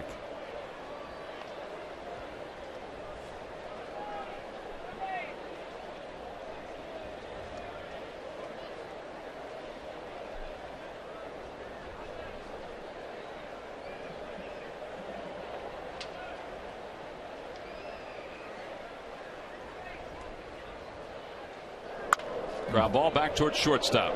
It'd be tough to turn too, although boy, they got rid of it really fast around second base. 6-4-3 double play. I just didn't think the ball was hit hard enough for a double play. No, and I think it was hit in the perfect place because it was a very short flip, but a 10-foot flip and a very good turn at second base. Of course, it doesn't stay on those gloves very long, does it? No, it doesn't. Strong throw by Rutledge. Yep. All about the feed, too. It's a perfect feed. Right in the chest. Altair has struck out twice, once looking, once swinging. And he pops it up. Third baseman Brock Holt shading his eyes from the sun. Inning is over. Turned out to be an easy one for Rodriguez. Phils go down quietly in their half of the 5th.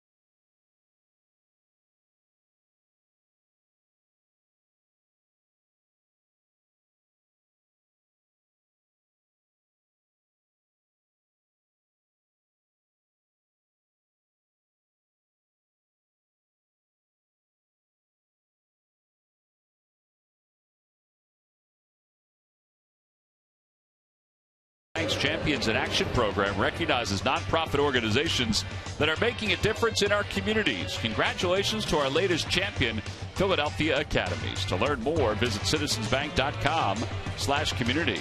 At Citizens Bank, we want to help you bank better. So the next time you have a question about money, don't keep it to yourself. Ask a citizen. 6-1, bottom of the 5th inning. Pitching change for the Phillies, as Dalier Hinojosa will take over. 1.29 ERA. Former Red Sox pitcher, 5 strikeouts in 7 innings of work.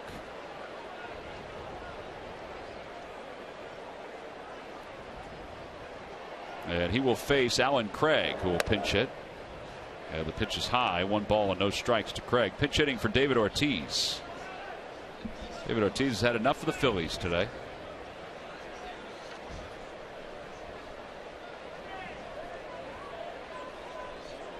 Alan Craig hitting just 125. That one's in there. 1 ball, 1 strike.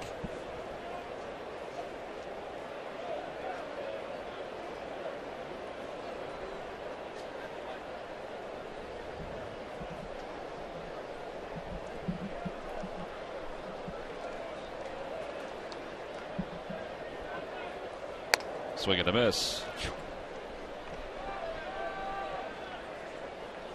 If he made contact with that ball, he may have taken someone out in that front row. Or his teammate Shaw on deck.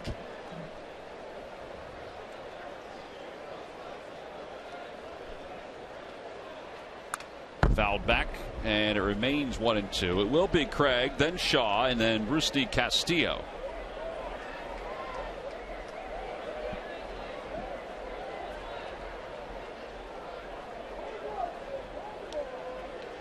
The only reason I think Eichhoff's coming out of this ball game is he's not used to pitching in September. Over toward the hole, diving stop. Cody Ashe to his feet quickly, throws across the diamond in time. One away. Yeah, well, he's made a couple really good plays today over at third base. He has, and that's why he has all the confidence in the world going back to third base when they need him. Made a nice play earlier in the game. And made a very nice play to his left. Good concentration. Catches that ball behind him. Doesn't panic. Makes a very strong throw to first base. And I got to believe Craig is thinking, man, what do I need to do to get ahead? Here's Shaw, who takes low. 1 ball, no strikes.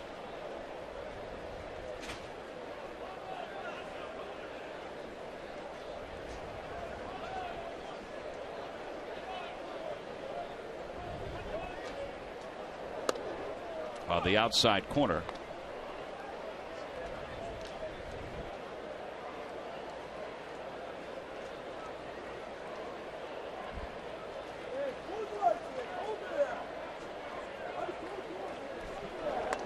A bit outside, 2-1.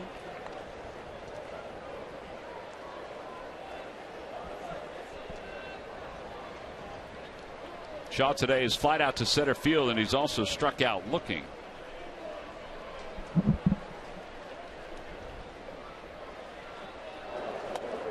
Out front of a changeup, 2-2.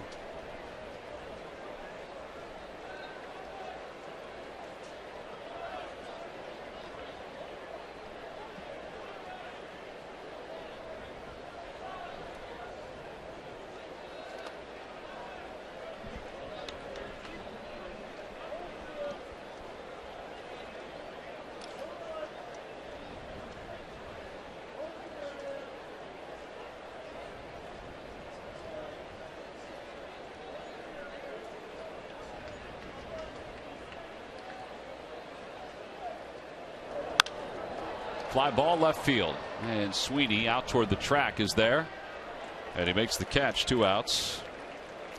Phillies family packs, there's limited opportunities to still take advantage of them. 4 tickets, 4 Hatfield hot dogs, and 4 Cokes for $100. The remaining dates are September 12th and October 3rd. Great value for families. Tickets can be purchased by going to Phillies.com. So 2 away, and here's Castillo. Speaking of families, we have a very close-knit family here with the Phillies, not only in radio but also in television. Scott, Larry, Jim Jackson, of course, all of us together, our production crew, Ray Tipton, J.R. Aquila, Nick Marquetta, John DeSangro, our associate producer, but also our producer, Jeff Halleckman, who's not with us this weekend. And the reason Jeff is not with us this weekend is because Jeff's grandmother, Miriam Brookshaw, passed away late last week, and the funeral was this past Friday. And we just obviously want Jeff's family to know how much we are thinking of them through this weekend. Miriam, born in June of 1920 and died on the 1st of September. She leaves a legacy of 12 grandchildren, 19 great-grandchildren, and 1 great-great-grandchild. As that chopper goes to shortstop. An amazing life, and we want her to know, her family to know, that we have been thinking of her this entire weekend, thinking of them this entire weekend while we are up here in Boston.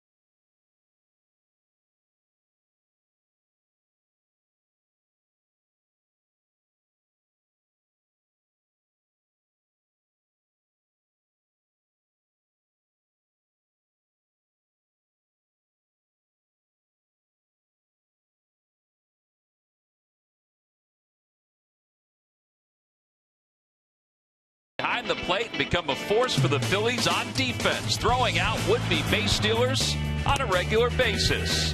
Cam has pulled his own weight at the plate as well, hitting .310 in August. His 7 home runs in the month ranked second among catchers in all of baseball. Rupp has stepped out of the backup role and stepped into success as a starter. And it's brought to you by Independence Blue Cross. Live fearless. Top half of the 6th inning here at Fenway Park. Jeff Francoeur will lead it off. It'll be Francoeur, Darnell Sweeney, Darren Ruff for the Phillies, as they trail at 6-1 here in the top of the 6th inning. Rodriguez begins this inning with 77 pitches. That after a 5-pitch 5th inning. And he delivers a strike to Jeff Francoeur.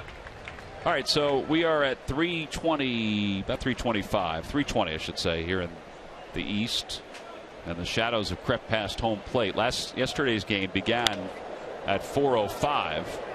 Out to shallow center. Betts comes in. Bradley sees it too, but Betts makes the call on the catch. So this is about the time that batting practice ended yesterday. Might have been a little earlier than this. But this is about, this is a little less than an hour from the start of yesterday's game. We saw the effect of the way the shadows were.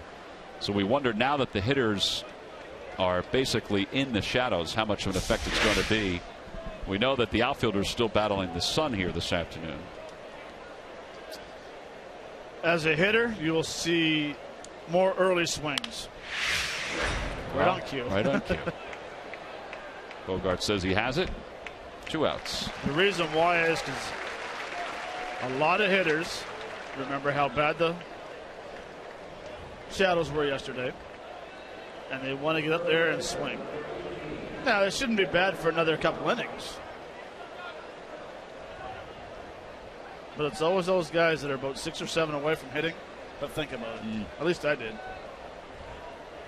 What's Darren Ruff thinking about right here? Pull the ball. If he pulls the ball, it's going to go into the parking lot beyond the Green Monster. That'd be okay. 0-1. heard one of the ladies talking as she was giving the tour on the Green Monster today that Manny hit one on the Mass Turnpike. Yep. And someone at MIT estimated the distance went 501. You were up on the Monster again today? No, I was in the dugout, but there was no one here except for the tour on top of the Green Monster. She had a microphone, and well, there you go. He pulled the ball, and he finally gets a sharp single after a bloop single his first time up, robbed of a home run his second time up. Darren Ruff picks up a single hit right on the nose here in the 6th. It's a good swing. No balls, 2 strikes. Too much plate, short swing. Ball jumped off his bat very nicely. really is a short swing.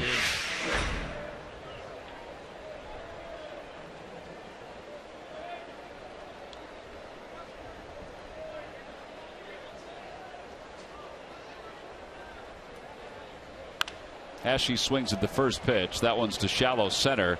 Betts comes running in. Side is retired. Another easy inning for Rodriguez. Phillies lead 1.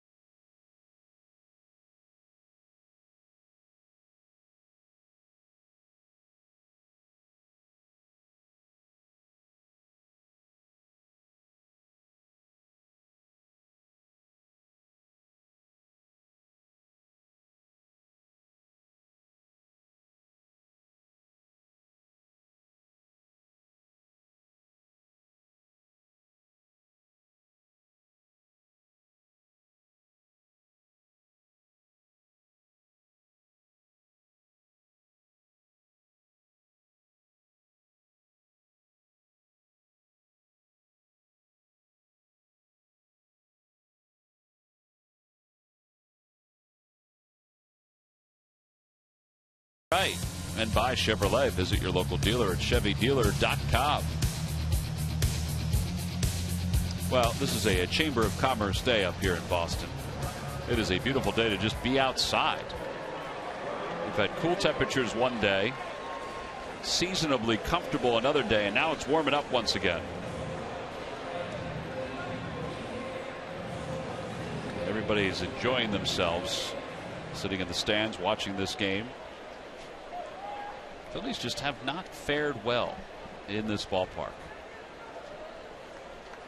Remember back in 2008 when the Phillies were waiting to see who their opponent was going to be for the World Series. As Ryan Hannigan leads it off, everybody's sitting there thinking, play the Red Sox. Numbers aren't really good up there. Even as good as the 08 team was. Right. Wouldn't have bothered us. Yeah, I think the one explanation we had, speaking on your behalf, was that, at this point that doesn't matter. They're just, it's a playoff game, it's a World Series game, that's what matters. 1 ball, 1 strike to Hannigan. Hannigan so far today has singled and scored. He's also grounded out as Hinojosa delivers a strike. It's 1-2.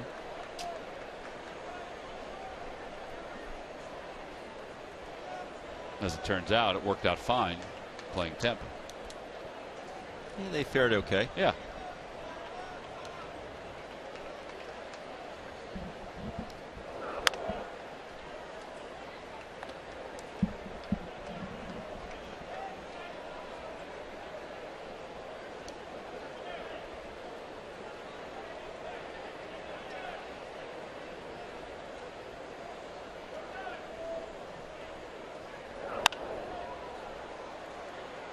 I know we haven't seen Hinojosa a lot this year.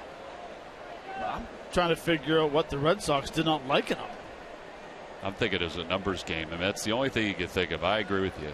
Well, he throws 95, 96, and the nice thing about it is that he has a changeup, but he also throws an out pitch, which is a split finger. Especially with that bullpen that they have out there now. And yeah, struggle.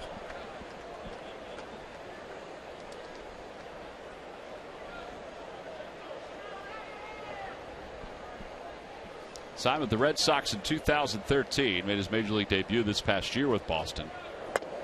Delivers just a bit low. So a leadoff walk. That'll bring Josh Rutledge to the plate. Rutledge has walked and scored a run. As promised earlier in the game, we have selected the Data Strong fan photo of the game. And today's photo comes from JW070873. Jimmy and Kevin learning from the best. Greg Murphy. Hey, Murph, way to weasel your way into a fan photo. Let's reiterate and tell the fans at home, I don't pick those. Tweet your strongest fan photo to hashtag Philly Photo Data Strong Fan, and you just might see yourself in an upcoming broadcast. Brought to you by T-Mobile. I repeat, I don't pick those. You usually don't pick those. I never pick those. I never do. I don't know. The email came from you. Rutledge just walked and scored. He's also popped out. Excuse me while I go check my Twitter feed now. I believe you, Murph. Rutledge taking a peek over at the third base coach's box.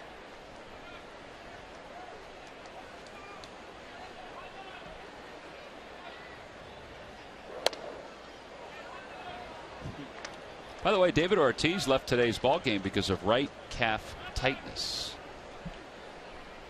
Takes a lot to make that swing.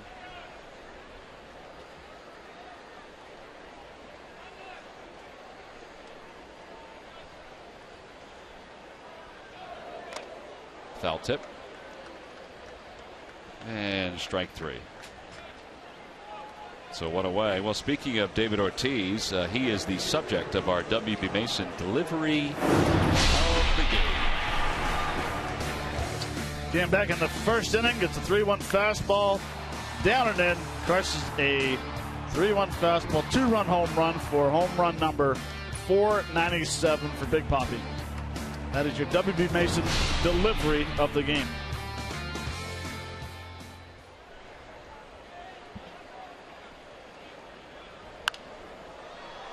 No one's out of play.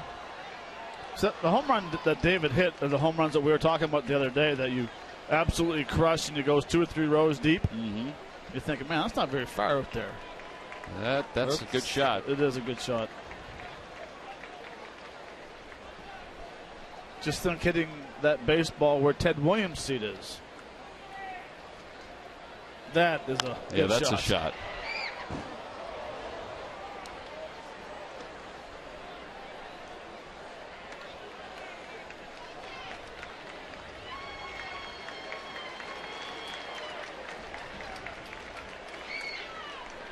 Someone currently sitting in that seat? I know they were the other day. It's scattered out there right now. Low and in, 1-2 to Bradley.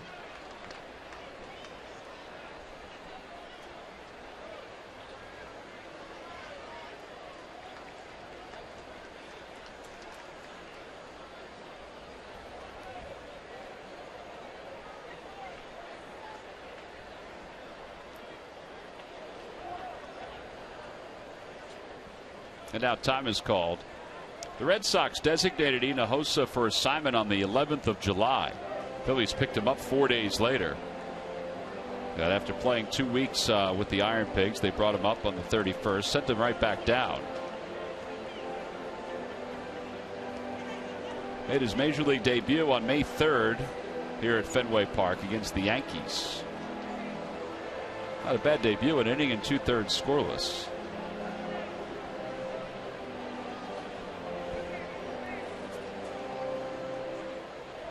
We're having a bit of a translation problem there. Freddie came in. Yep, Freddie coming over to help out.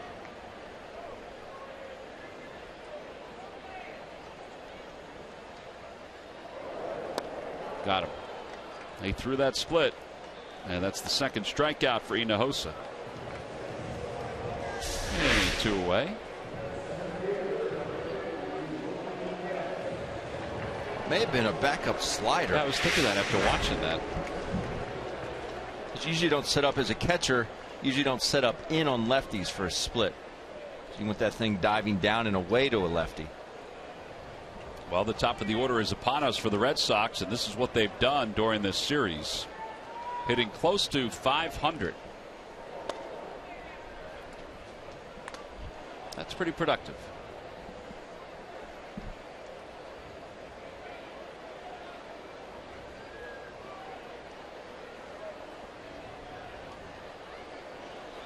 Betts has a base hit today in 3 at bats.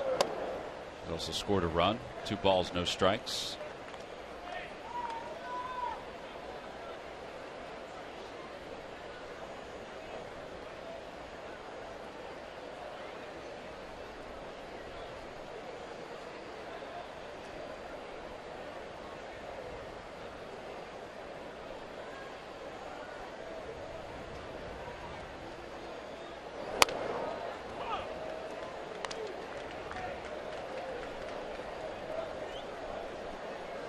That was a pretty good fastball to hit 2-0. Middle. Mm-hmm.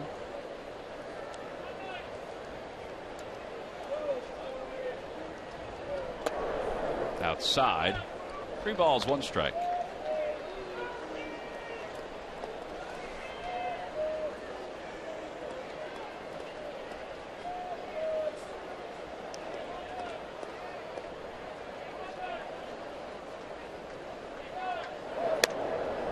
And Betts draws a walk. So 2 on with 2 outs. Second walk of the inning.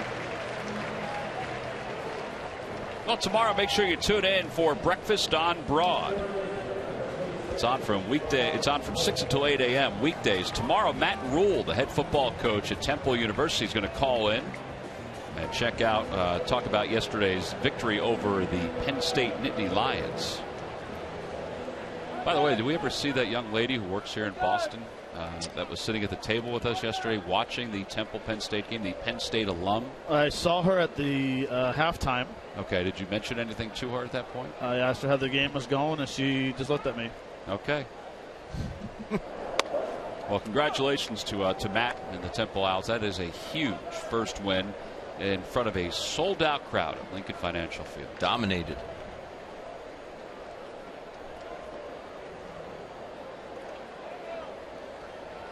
First and second, 2 outs. Kratz out again to talk to Hinojosa. Runner at second base. They're going to have to communicate a little bit more.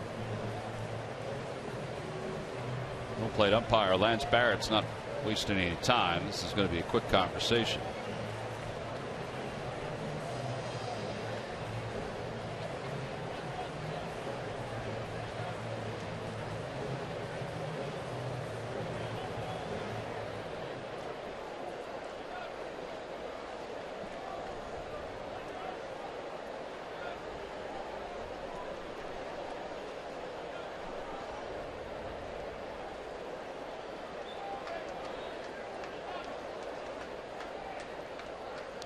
In the dirt, gets away from Kratz. The runners will advance.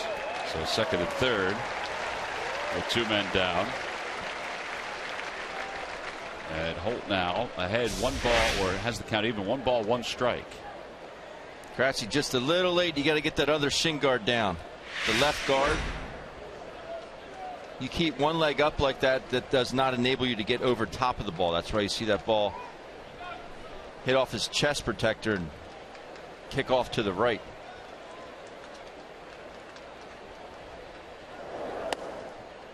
Bit outside, 2-1. Toyota Major League Scoreboard, an update from down in Miami, where the Mets lead the Marlins 3-2. Cespedes, his 30th home run. 2 runs scored. Matt Harvey seems to be backtracking a little bit on the comments about his innings limit. Check swing. Did he go? No. Says CB Buckner. 3-1. Hector Neris warming up in the bullpen.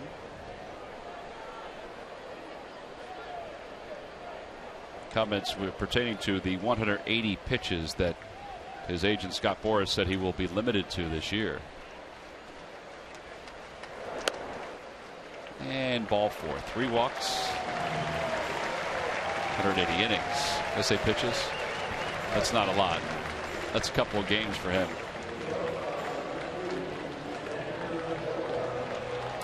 So the base is loaded now for Xander Bogaerts. Bob McClure coming out. Bob McClure, of course, pitching coach here in Boston at one time. Well, Neris warming up in the bullpen. They're giving him a little time, but they need to get Hinojosa right because Neris isn't coming in. And you got the bases loaded and 2 outs. Hans Barrett's thinking we're going to have to re-sod from home plate to the pitcher's mound here after this game. All right, so the conversation is over. Playing fantasy baseball, MLB.tv serves up real-time highlights and pitch tracking info on your out-of-market fantasy players, live or on demand on over 400 devices. Blackout and other restrictions apply. Go to MLB.tv today.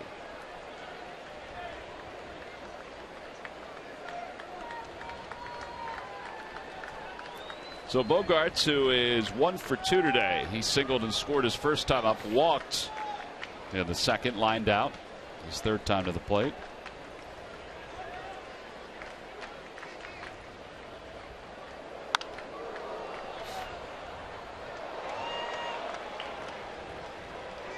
Oh, 0-1. Right approach there by Bogaerts. 3 walks in this inning. 3 mound visits. Thinking, I know he's going to want to get ahead here. If the base is juiced, I'm going to be aggressive. A little low with that pitch.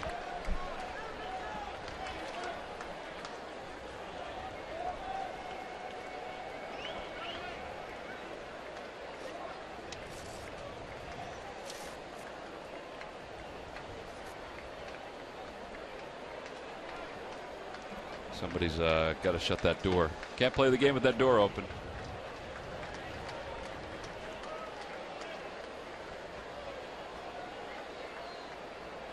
And up and over he goes into the bullpen.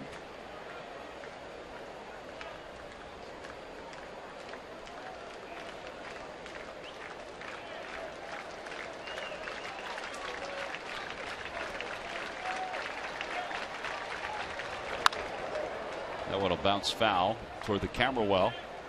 All right, so Hinojosa's ahead now, 1 ball and 2 strikes. Bogaerts has seen a lot of pitches while sitting in the dugout or in the on-deck circle. Command has been a little bit of an issue here for Hinojosa in this inning. His split, as Matt said, is an out pitch. Breeze through that 5th inning. He did. This will be the 43rd pitch of the day for Dallier. Check swing. Try to run it up in on his hands. A lot of pitchers change once you have runners on base. You see the location right there, fastball inside.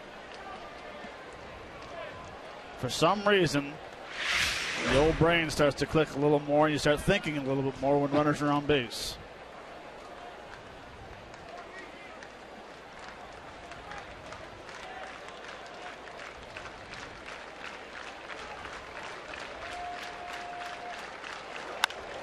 Down the right field line, angling toward the pole. It is foul.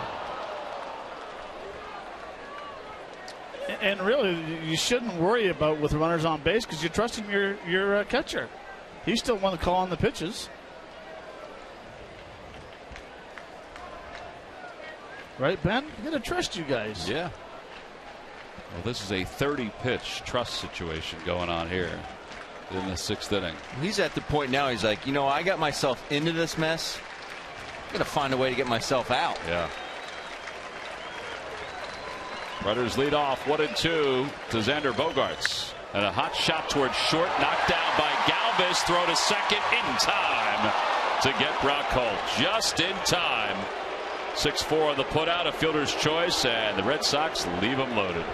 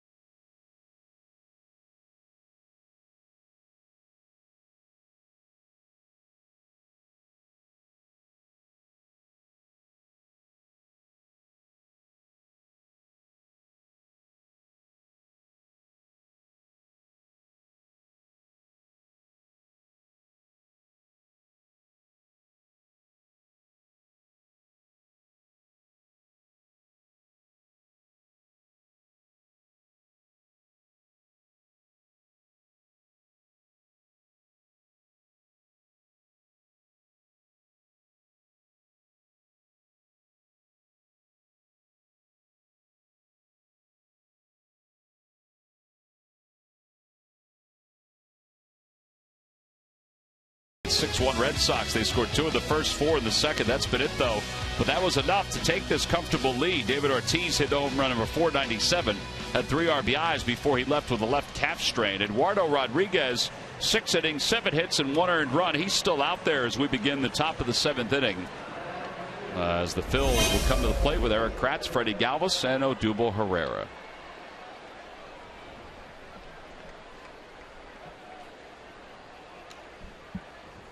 Kratz today is 1 for 2. He had an infield hit his last time up.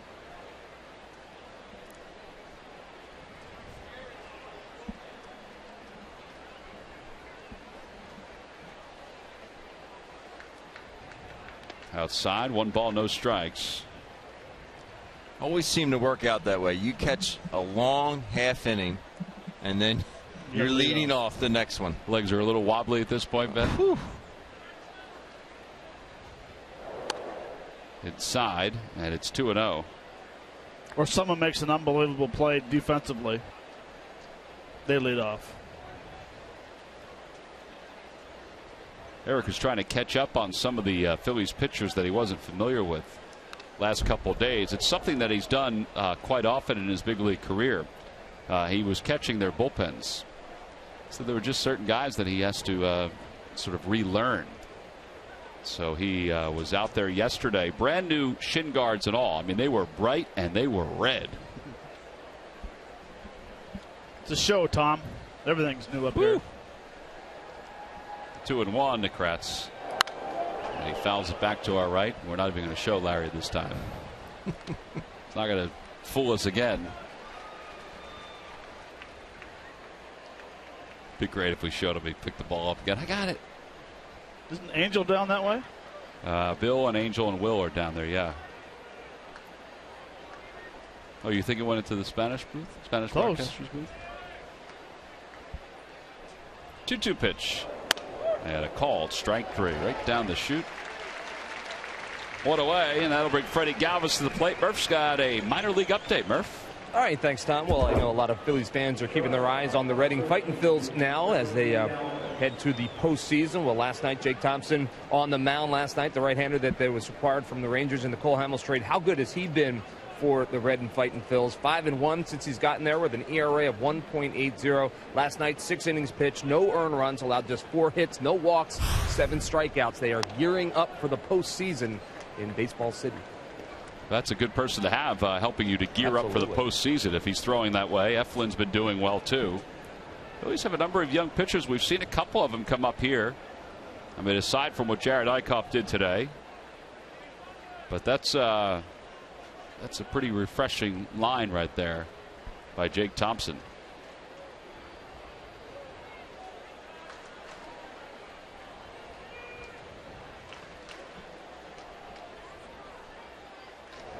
Galvis takes a strike, and it's 0-2. Real nice play by Freddie to end that last inning and get Inosa out of that jam, because that was a rocket that Bogaerts hit. That one will go foul. Remains 0-2. Tomorrow we'll be back home in Philadelphia at Citizens Bank Park. We'll be on the air at 7 o'clock. Aaron Harang will be on the mound for the Phillies. Williams Perez will start for the Braves.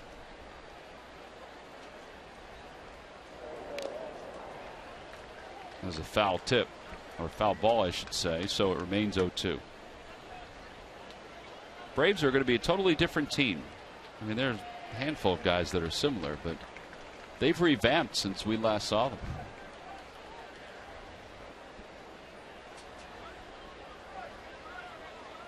Did they have any players to revamp with? I mean, well, Johnny Gomes, he's the only one that was traded. They brought in Nick Swisher. Michael Bourne. Galvis down looking on strikes, 2 outs. Brought a couple guys up they got in the Dodgers trade. Revamped, Matt.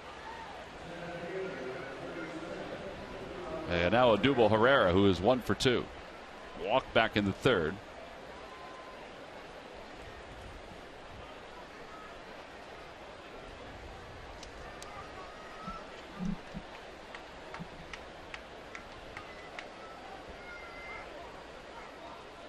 This is about as straight up a defense you'll ever see against a certain hitter. Pretty much everyone's straight in a line. Infield.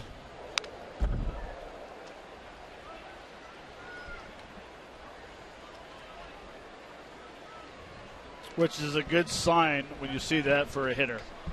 Because that means you hit the ball to all fields. They're all playing somewhat deep. Knowing that you have the occasional pop.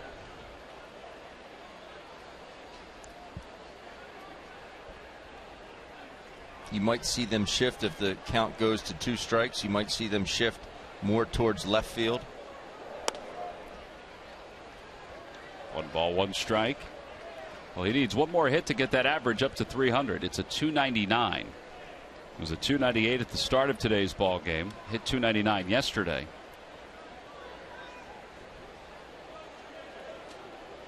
Odubel hitting .326 in day games this year. And he lines that one into left field, a base hit. Well, there you go, using all fields. His hit last time up went to right center field, and this one goes down toward the left field line. So he has a 2-out single here in the 7th inning.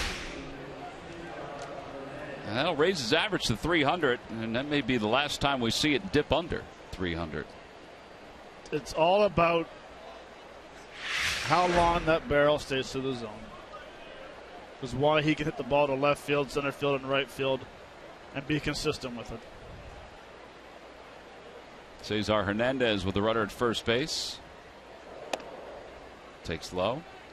And it's really taking the same swing. If you're late, you're going to hit it to left. If you're on time, up the middle. If you're a little bit early, you're going to pull it. But as long as that bat stays in the zone, you will have success.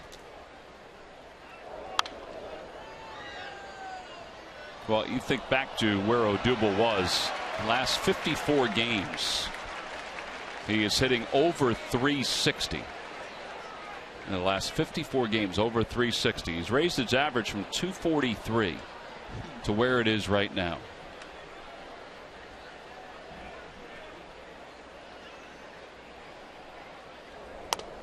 On the outside corner, 1-2. Tough pitch. Talking to some of the Red Sox people as you see Alexi Ogando warming up in the pen. They saw Odubel in spring training. They saw him the first week of the season. And they are amazed with how he has improved and adapted as a player.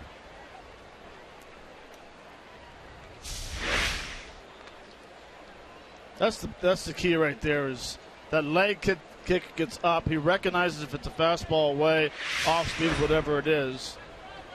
And you saw how long that bat went through the zone and flat. He didn't try to lift the ball.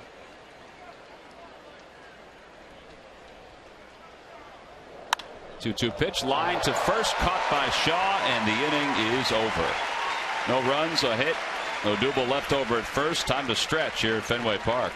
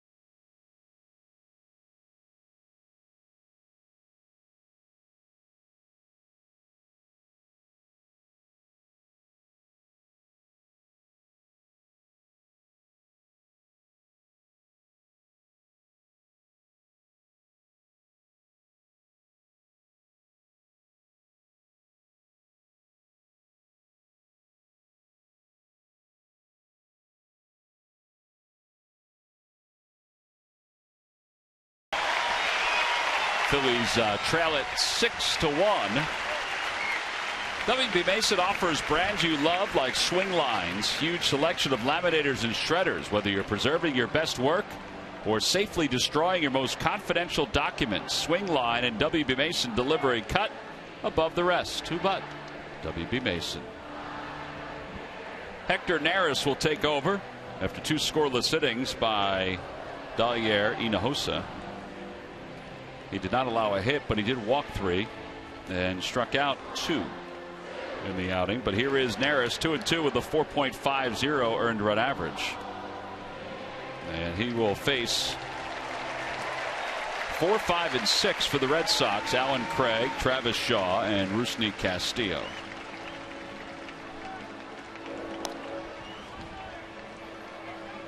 So he'll finish up his warm-up tosses just as God Bless America wrapped up here at Fenway Park. Another sellout here at Fenway Park. And even though the Phillies have not fared well on the field, talking to so many of the fans who have come up here to see this ballpark, they've enjoyed getting a chance to see a little history, which, you know, every time you come to Wrigley or Fenway, I mean, you cherish the opportunities to see one of the oldest ballparks in all of baseball. This ballpark opened in 1912. Red Sox first game was against the New York Highlanders, who eventually became the Yankees. The Red Sox won that game 7-6. You look at this place and you think you can just drop it back into 1912. It's been hard to preserve everything about it, but they have, in a very innovative way, been able to keep it up. I mean, even the concourse, when you walk along the concourse, which used to be bumpy, let's just say, up and down with cement, they've redone that. Dana Levangie, who's the interim bench coach for the Red Sox, said the clubhouse is way better than it used to be. It's not as small. The visitors' clubhouse is still as small. Yeah, but at least now there's a kitchen area, though. Correct. Yes. A place where you can go in and hide from the media. If that's what you choose to do. It's a lot of players do. Now when Craig takes low, 1 ball, no strikes. Well, there have been 10 World Series played here at Fenway Park. The Red Sox participated in 9 of them. The only one they didn't participate in was in 1914 when the Boston Braves played here, and the reason was because this place had more seats. Now the Braves played a lot of their games not too far from here. A mile away. Yeah, on the campus of Boston University. What is now Boston University is one of their athletic fields, and their bleachers are still out there. The bleachers from the Braves field still out there. 1 ball, 1 strike to Craig. Chopper foul off the front of the Phillies dugout. But we were debating today in the dugout. Jim Salisbury, longtime beat writer, of course, and, grew up in this neck of the woods. We're debating what's better. Is it Wrigley or Fenway? I mean, Ben, you think Fenway? Yes, no brainer. Matt? Absolutely Fenway. Mm-hmm. Yeah, I'm still leaning toward Wrigley, but it's really hard to. It's hard to pass up both of these. Well, let's throw old Yankee Stadium in there as well. That was my favorite out of all of them. Definitely my favorite to hit. Mm-hmm. Well, drop and drive. Tozawa warming up. Swing and a miss, and Craig is struck out. So 1 away here in the bottom of the 7th inning. All right, what about Old Comiskey? Did you guys play in Old Comiskey? I don't remember if you did or not. I did not. I did not. All right. Nor was I ever there. I was there. I thought that one. I didn't think they kept that one up the way they've kept up Fenway and the way they've kept up Wrigley Field. I kind of felt the same way about Old Tiger Stadium, that they didn't keep that up the same way. That was a great place to hit if you're a pull hitter. Travis Shaw takes upstairs, 1-0. The only thing we tried to do in Detroit, that old ballpark, hit it over the roof. Oh yeah. Did you do that during BP? Oh yeah. I shouldn't say oh yeah. It's a lot easier for a left-hander than it is for a Cecil fielder who hit over in the game. But the blast one up there off those transformers, good time.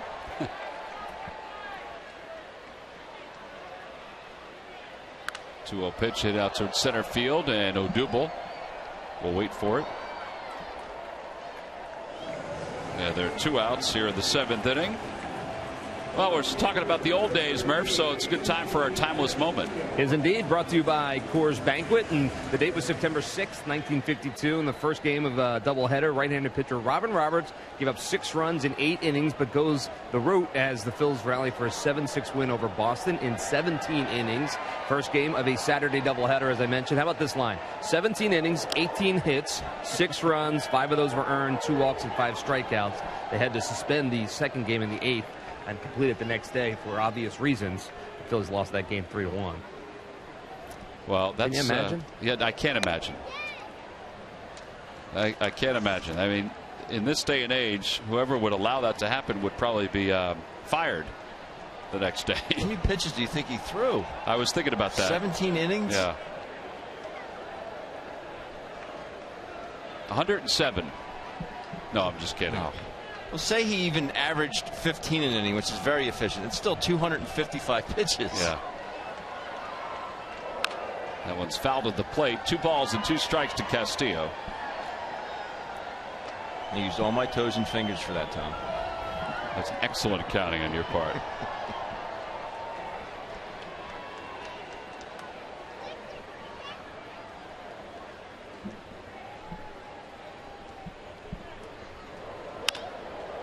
Again, Odubel out toward left center.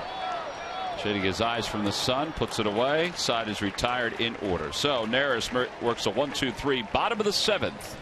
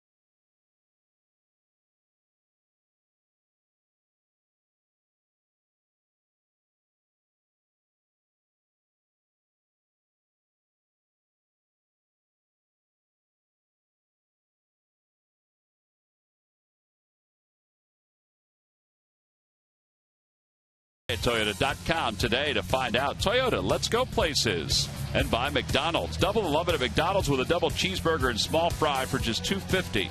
McDonald's. Loving it. Top of the 8th inning, Red Sox lead it 6-1. Phillies will send Aaron Altair to the plate. Junichi Tazawa will be the new pitcher. He'll take over for Rodriguez. Rodriguez goes 7 innings this afternoon. And he allows 8 hits and 1 run. Not a bad outing for a guy looking for his 9th win. So Tazawa, second time he's pitched in this game, in this series, 2-6 with a 3.65 earned run average. He's going after only his 2nd win. If the Red Sox can hold on, 2nd win this year in day games. Well, it didn't affect him today. The sunshine did not affect him today. He's a vampire no more. So here is Altair.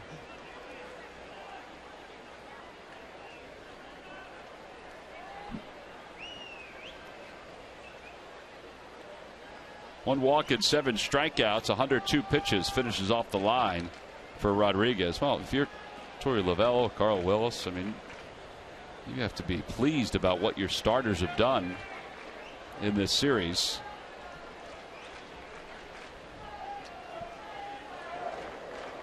Starts off with Joe Kelly, who allowed 2 earned runs in 6 innings in game 1. Last night it was Wade Miley who pitched a complete game.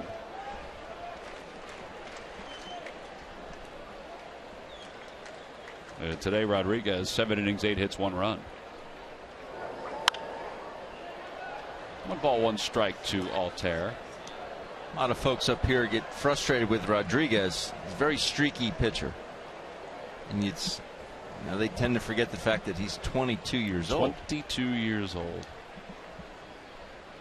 He does have a quick arm.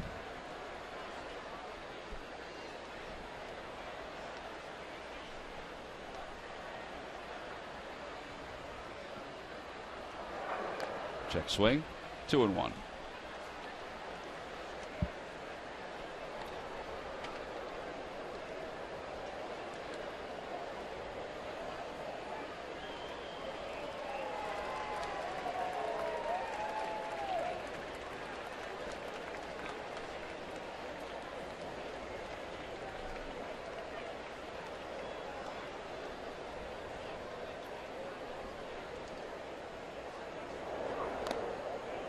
He went around according to the home plate umpire. Tazawa not very easy to time. Coming out of the stretch. Altair looking for a heater there. It's a splitter in the dirt. But Tazawa, he gets to the top of his leg kick. He pauses. He throws his glove out and then retracts it and pauses. And then finally releases the baseball.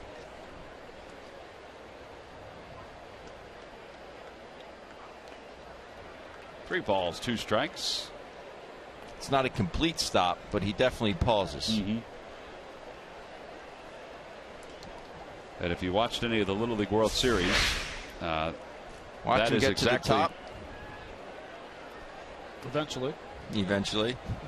Pause right there, there, and there. And it is very subtle, but for a hitter, it can throw off your timing. Broke his bat, bloops it into right field. That'll be a base hit for Altair. So his first hit of the day, 4th hit of the series. I mentioned, if you watch the Little League World Series, even the youngsters, they have the same sort of pause. They do. In their motion that you see from Tazawa. Here's Jeff Francoeur, time for the Major League Notebook. Let's turn it over to Greg Murphy. All right, thanks, guys. Brought to you by St. Joseph's University. And a little history last night in the Mile High City. Nolan Arenado hit a 2-run home run in that game. For Arenado, it was the 6th straight game that he has hit a home run for the Rockies. It's a new franchise record in Colorado. It's also the 18th time in Major League Baseball that it's happened. But get this, also home run number 36 on the season, which ties him for a top of the National League right now with his teammate Carlos Gonzalez. So pretty good night for him indeed. And also the Mets. They have a big series coming up against the Washington Nationals starting tomorrow, a 3-game series. They're hoping to get healthy. Daniel Murphy, as that ball's coming right at me. All right. I'm not going to be healthy for that series, apparently. Daniel Murphy is coming back from injury. Had a little quad strain. He left the game against the Phillies on Wednesday when we were in New York. They do think he will be back in time to start the series on Monday. The question is whether Michael Kadire will be back. He is still dealing with that tendinitis. Terry Collins said he is hopeful that he can put him in the lineup on Monday. All eyes pointing to a very big series in the NL East coming up, guys. Yeah, and the big thing that is different this time from the last time the two teams faced is that the Nationals did line up their pitching staff, their best pitchers, to face the Mets. Last time they didn't do it. They just said, well, it's not a big deal at this point in the season. They were still leading the division at that time. 0-2 to Jeff Francoeur with a runner at first base. Francoeur is hitless in 3 at-bats today. In the dirt, 1-2.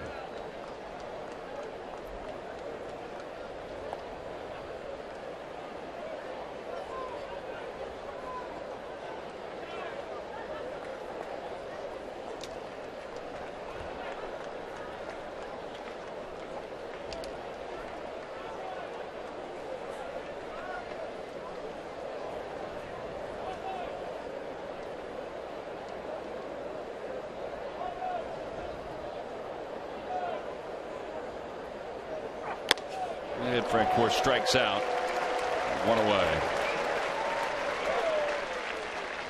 And Darnell Sweeney will come up, get a chance to bat left-handed. Pretty good fastball, low and away. French is a little late getting his foot down, maybe thinking about a split-finger fastball. That's why you always have to stay with your strength. Look for fastball and try to make the adjustment to off-speed. I think that pitch was close enough to where he had to swing. Most likely a ball, but you never know. Sweeney takes a breaking ball. It's 0-1. Sweeney today is 1 for 3, 2 for 10 with an RBI and 2 runs scored in this series, making his 8th start since coming over from the Dodgers.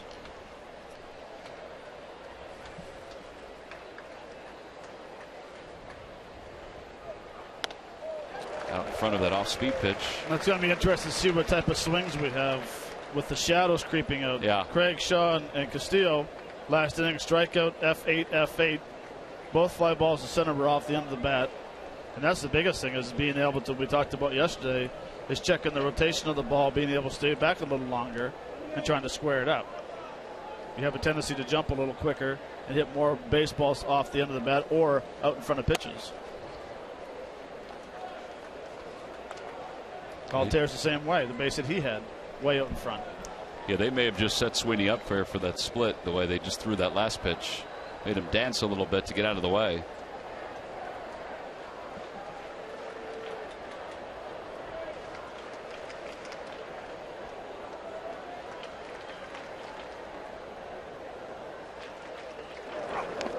Swing and a miss.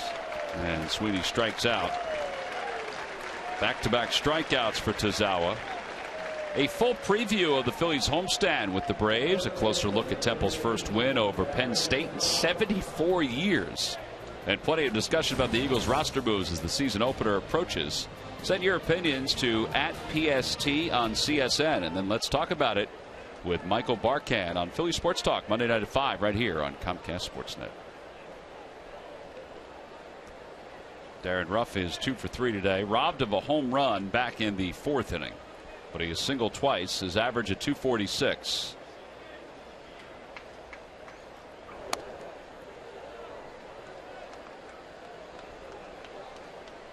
Tozawa came into this game with a 3.65 ERA. With 2 outs, he's down to 3.61. But I don't know how his ERA is that high, because his fastball is 93 to 95. The splitter is devastating. He's got a good enough breaking ball which he can start and throw earlier in the count. Jackie Bradley over toward the right field line, makes the catch. Boy, he makes it look so easy out in right field. We'll head to the bottom of the 8th.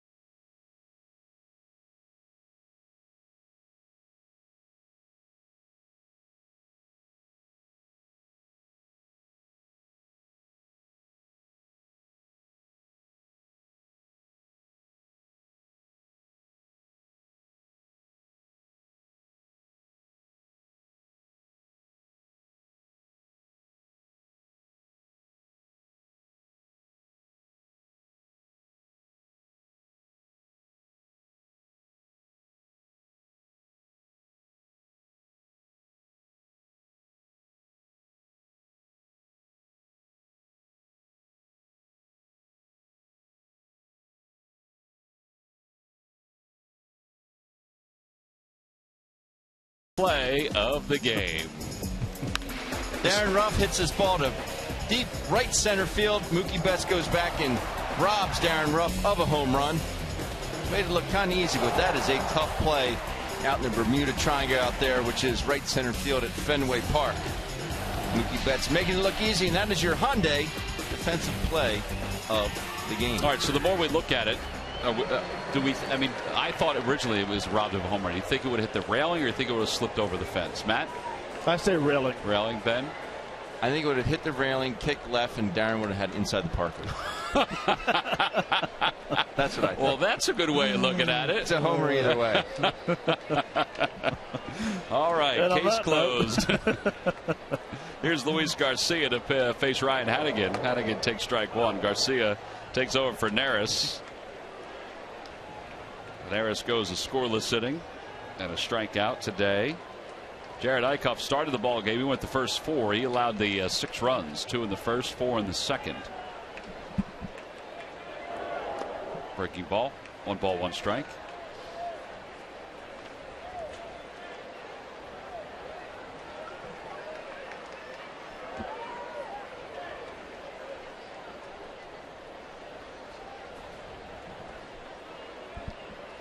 Hanigan has scored 1 of the 6 runs today for the Red Sox. Think back to the second inning when the Red Sox scored the 4 runs against Eichhoff. There was 1 man down, runners on first and second. And Jackie Bradley, seemingly, it looked like he went down on strikes on a check swing. Third base umpire C.B. Buckner said no, it was no swing. Foul tip hung out to by Kratz. 1 out. Well, then he comes back and gets an RBI triple. It was followed by 2 singles and a walk. But whether the Phillies would have been able to do anything else offensively if it wasn't a 6-1 deficit or a 6-0 deficit, who knows? But amazing how one play can change the complexion of a game. Rutledge 0 for 2, walked his first time up and scored.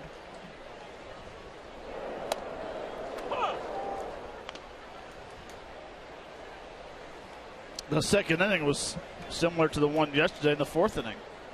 This time I had 5 hits, 2 base on balls, and a sacrifice. Where yesterday they had 7 hits, 1 balk, 1 error, 1 walk, and a snowman put on the board. Well, that's what's been happening on the road for the Phils. They've lost 20 of 26 on the road. Inside. And it's 2-1 to Rutledge.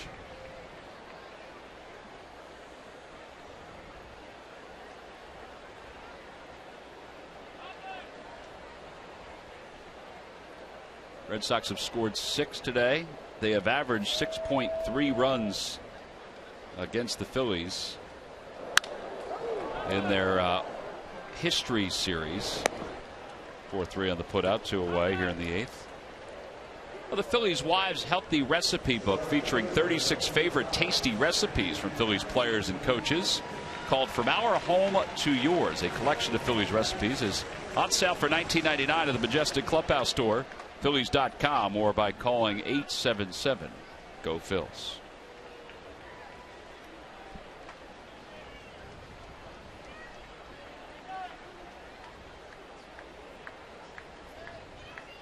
Jackie Bradley, 1 for 3. He has a base hit and a run scored in his last 7 games.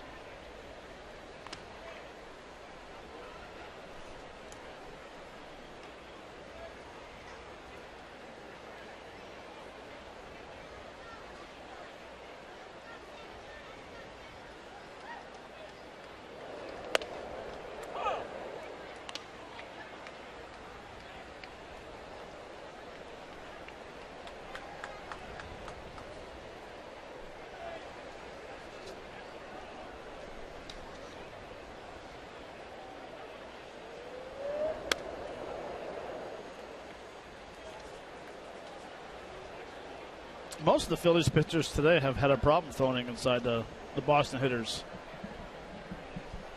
Bradley Jr., they've been trying to throw fastballs inside to him all day, and they've been moving his feet. which is not a bad thing, but you need to be able to establish throwing a strike inside as well. I like the fact that they're at least trying. Yes, I agree. Haven't been successful, but they're giving it the effort.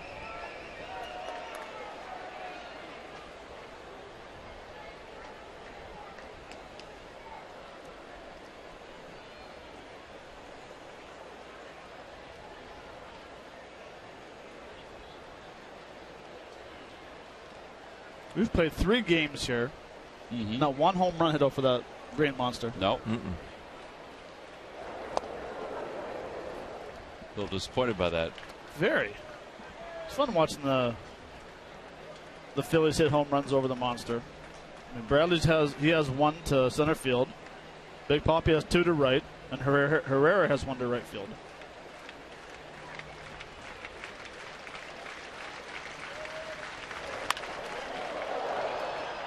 Oof.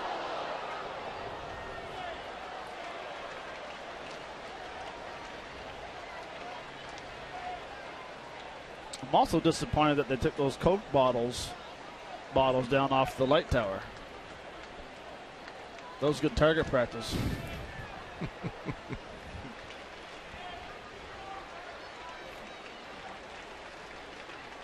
3 balls, 2 strikes. Swing and a miss. He got him with the slider, and that'll wrap up the 8th inning. 2 strikeouts for Garcia, and we will move to the 9th.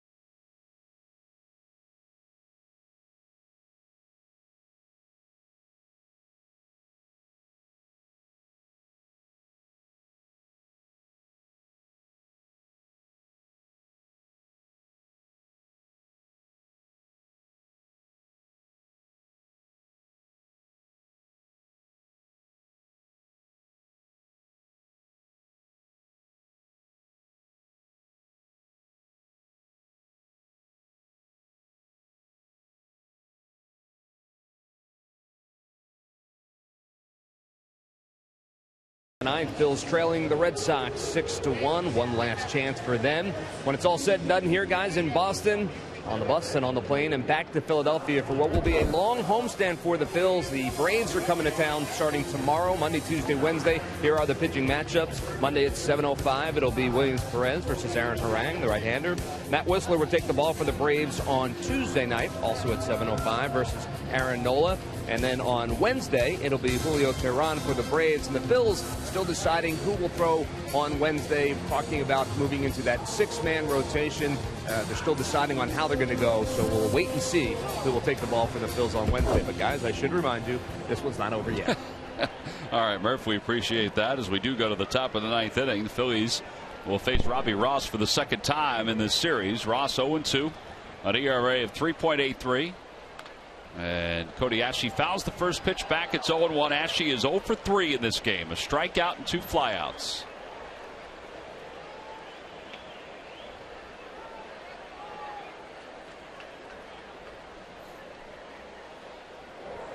A bit outside, and it's 1 ball and 1 strike.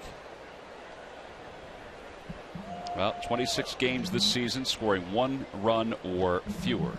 They are 1-25.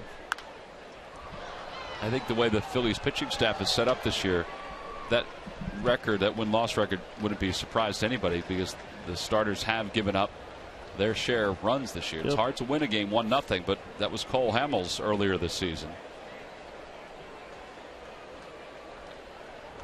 1-2 pitch. And Ashe is struck out. One away here in the 9th inning.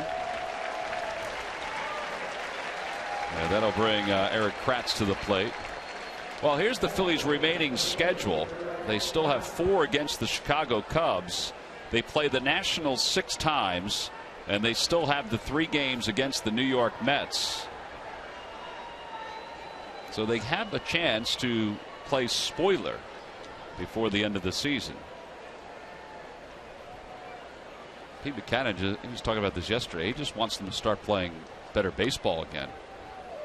I mean, they had been really one of the best teams in all of baseball for the first 3 or 4 weeks after the All-Star break. Well, I don't think you could say that now over the last 10 days.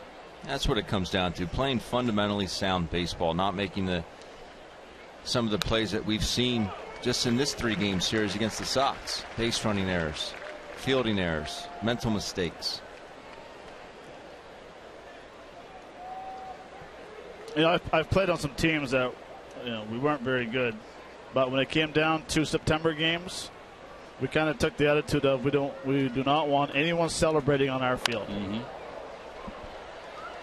You know, and that's the type of game you have to take. I mean, it's embarrassing when someone clinches a division on your field. Now, sometimes there's nothing you can do about it because the team might have lost and the team clinched automatically. Right.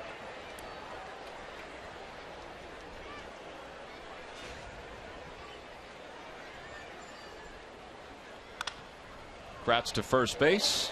Travis Shaw. Coming up after the ball game, Ricky Metallico is standing by to break down this road trip, which has not been a good one. Phillies have 1 win on the road trip and today's ball game. And it also looks ahead to the homestand starting against the Atlanta Braves only on Cure Auto Insurance. Presents Phillies post-game live. 2 outs. Freddie Galvis, 1 for 3. 2 strikeouts, a single and a run scored.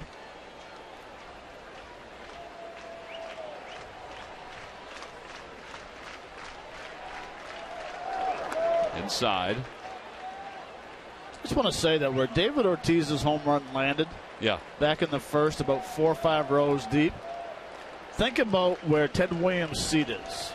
37 rows 37 rows up. Well, it was estimated that day that it went 502 feet. The home run by Ted Williams. That was back on June 9th, 1946. There's a strike, 2-1. I mean, that's right up in here. These people are taking pictures. Perfect timing. The guy got out of it just for us. It is pretty far. Freddie Galvis lines one into left field, a base hit. That's his second hit of the day. 2-out single.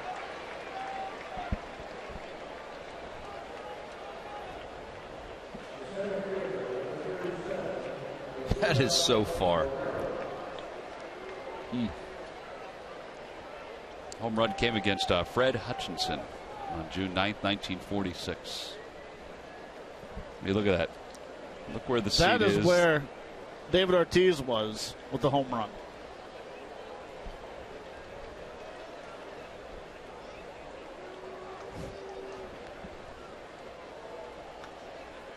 So that average right at 300, Tom. 300 with 7 home runs, 36 runs batted in. Galvis goes. Pitch is swung on and missed. Defensive indifference for Galvis.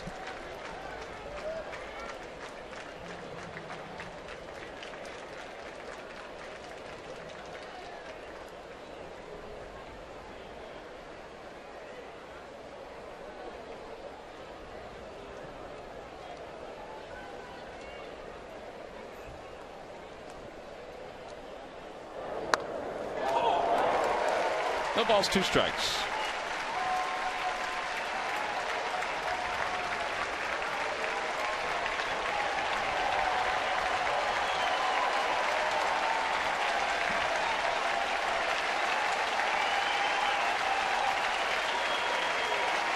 Crowd on their feet, 34,708. With Galvis leading off second base, the pitch. Outside, 1-2.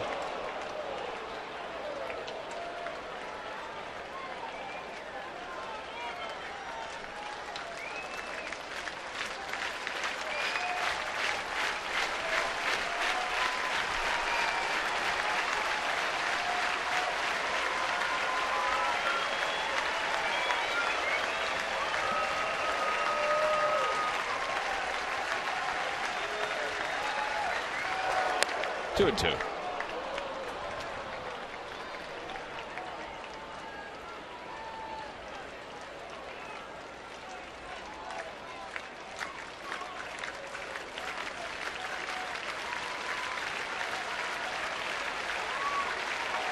You're Odubel, you got to be out there with him.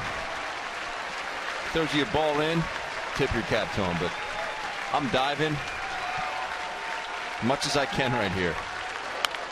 That's what he did, and he fouls it up off the second level and down to the first level.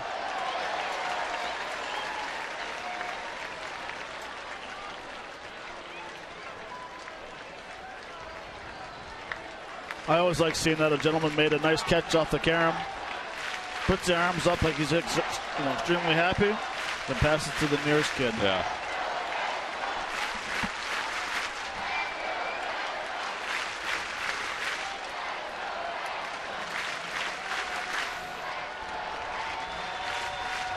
Odubel hits it out toward left field. Turned around is Castillo. It's over his head and off the scoreboard. Galvis will score. Herrera stops at first. It's his third hit of the day, his seventh hit of the series. It's now a 6-2 ball game. And he hits the ball hard. Yeah, he does. I think he did exactly what you guys were talking about. Look it out over the plate and just going with it. Well, he hasn't shown he was going to even come in at all. This ball, it's weird because it actually gains altitude as it's slicing away from Castillo. Ball was smoked. Runner goes, pitches a strike.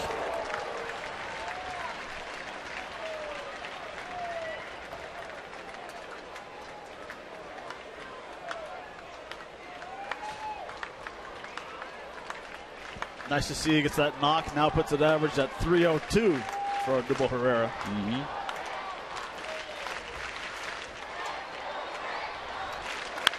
Over toward the hole, backhanded by Bogarts. Ball game is over. Red Sox win it by a final score of 6-2 as they have swept out the Phillies this afternoon and this weekend here at Fenway Park. Robbie Ross closes the door. He does allow a run on 2 hits here in the ninth inning. Odubel Herrera finishes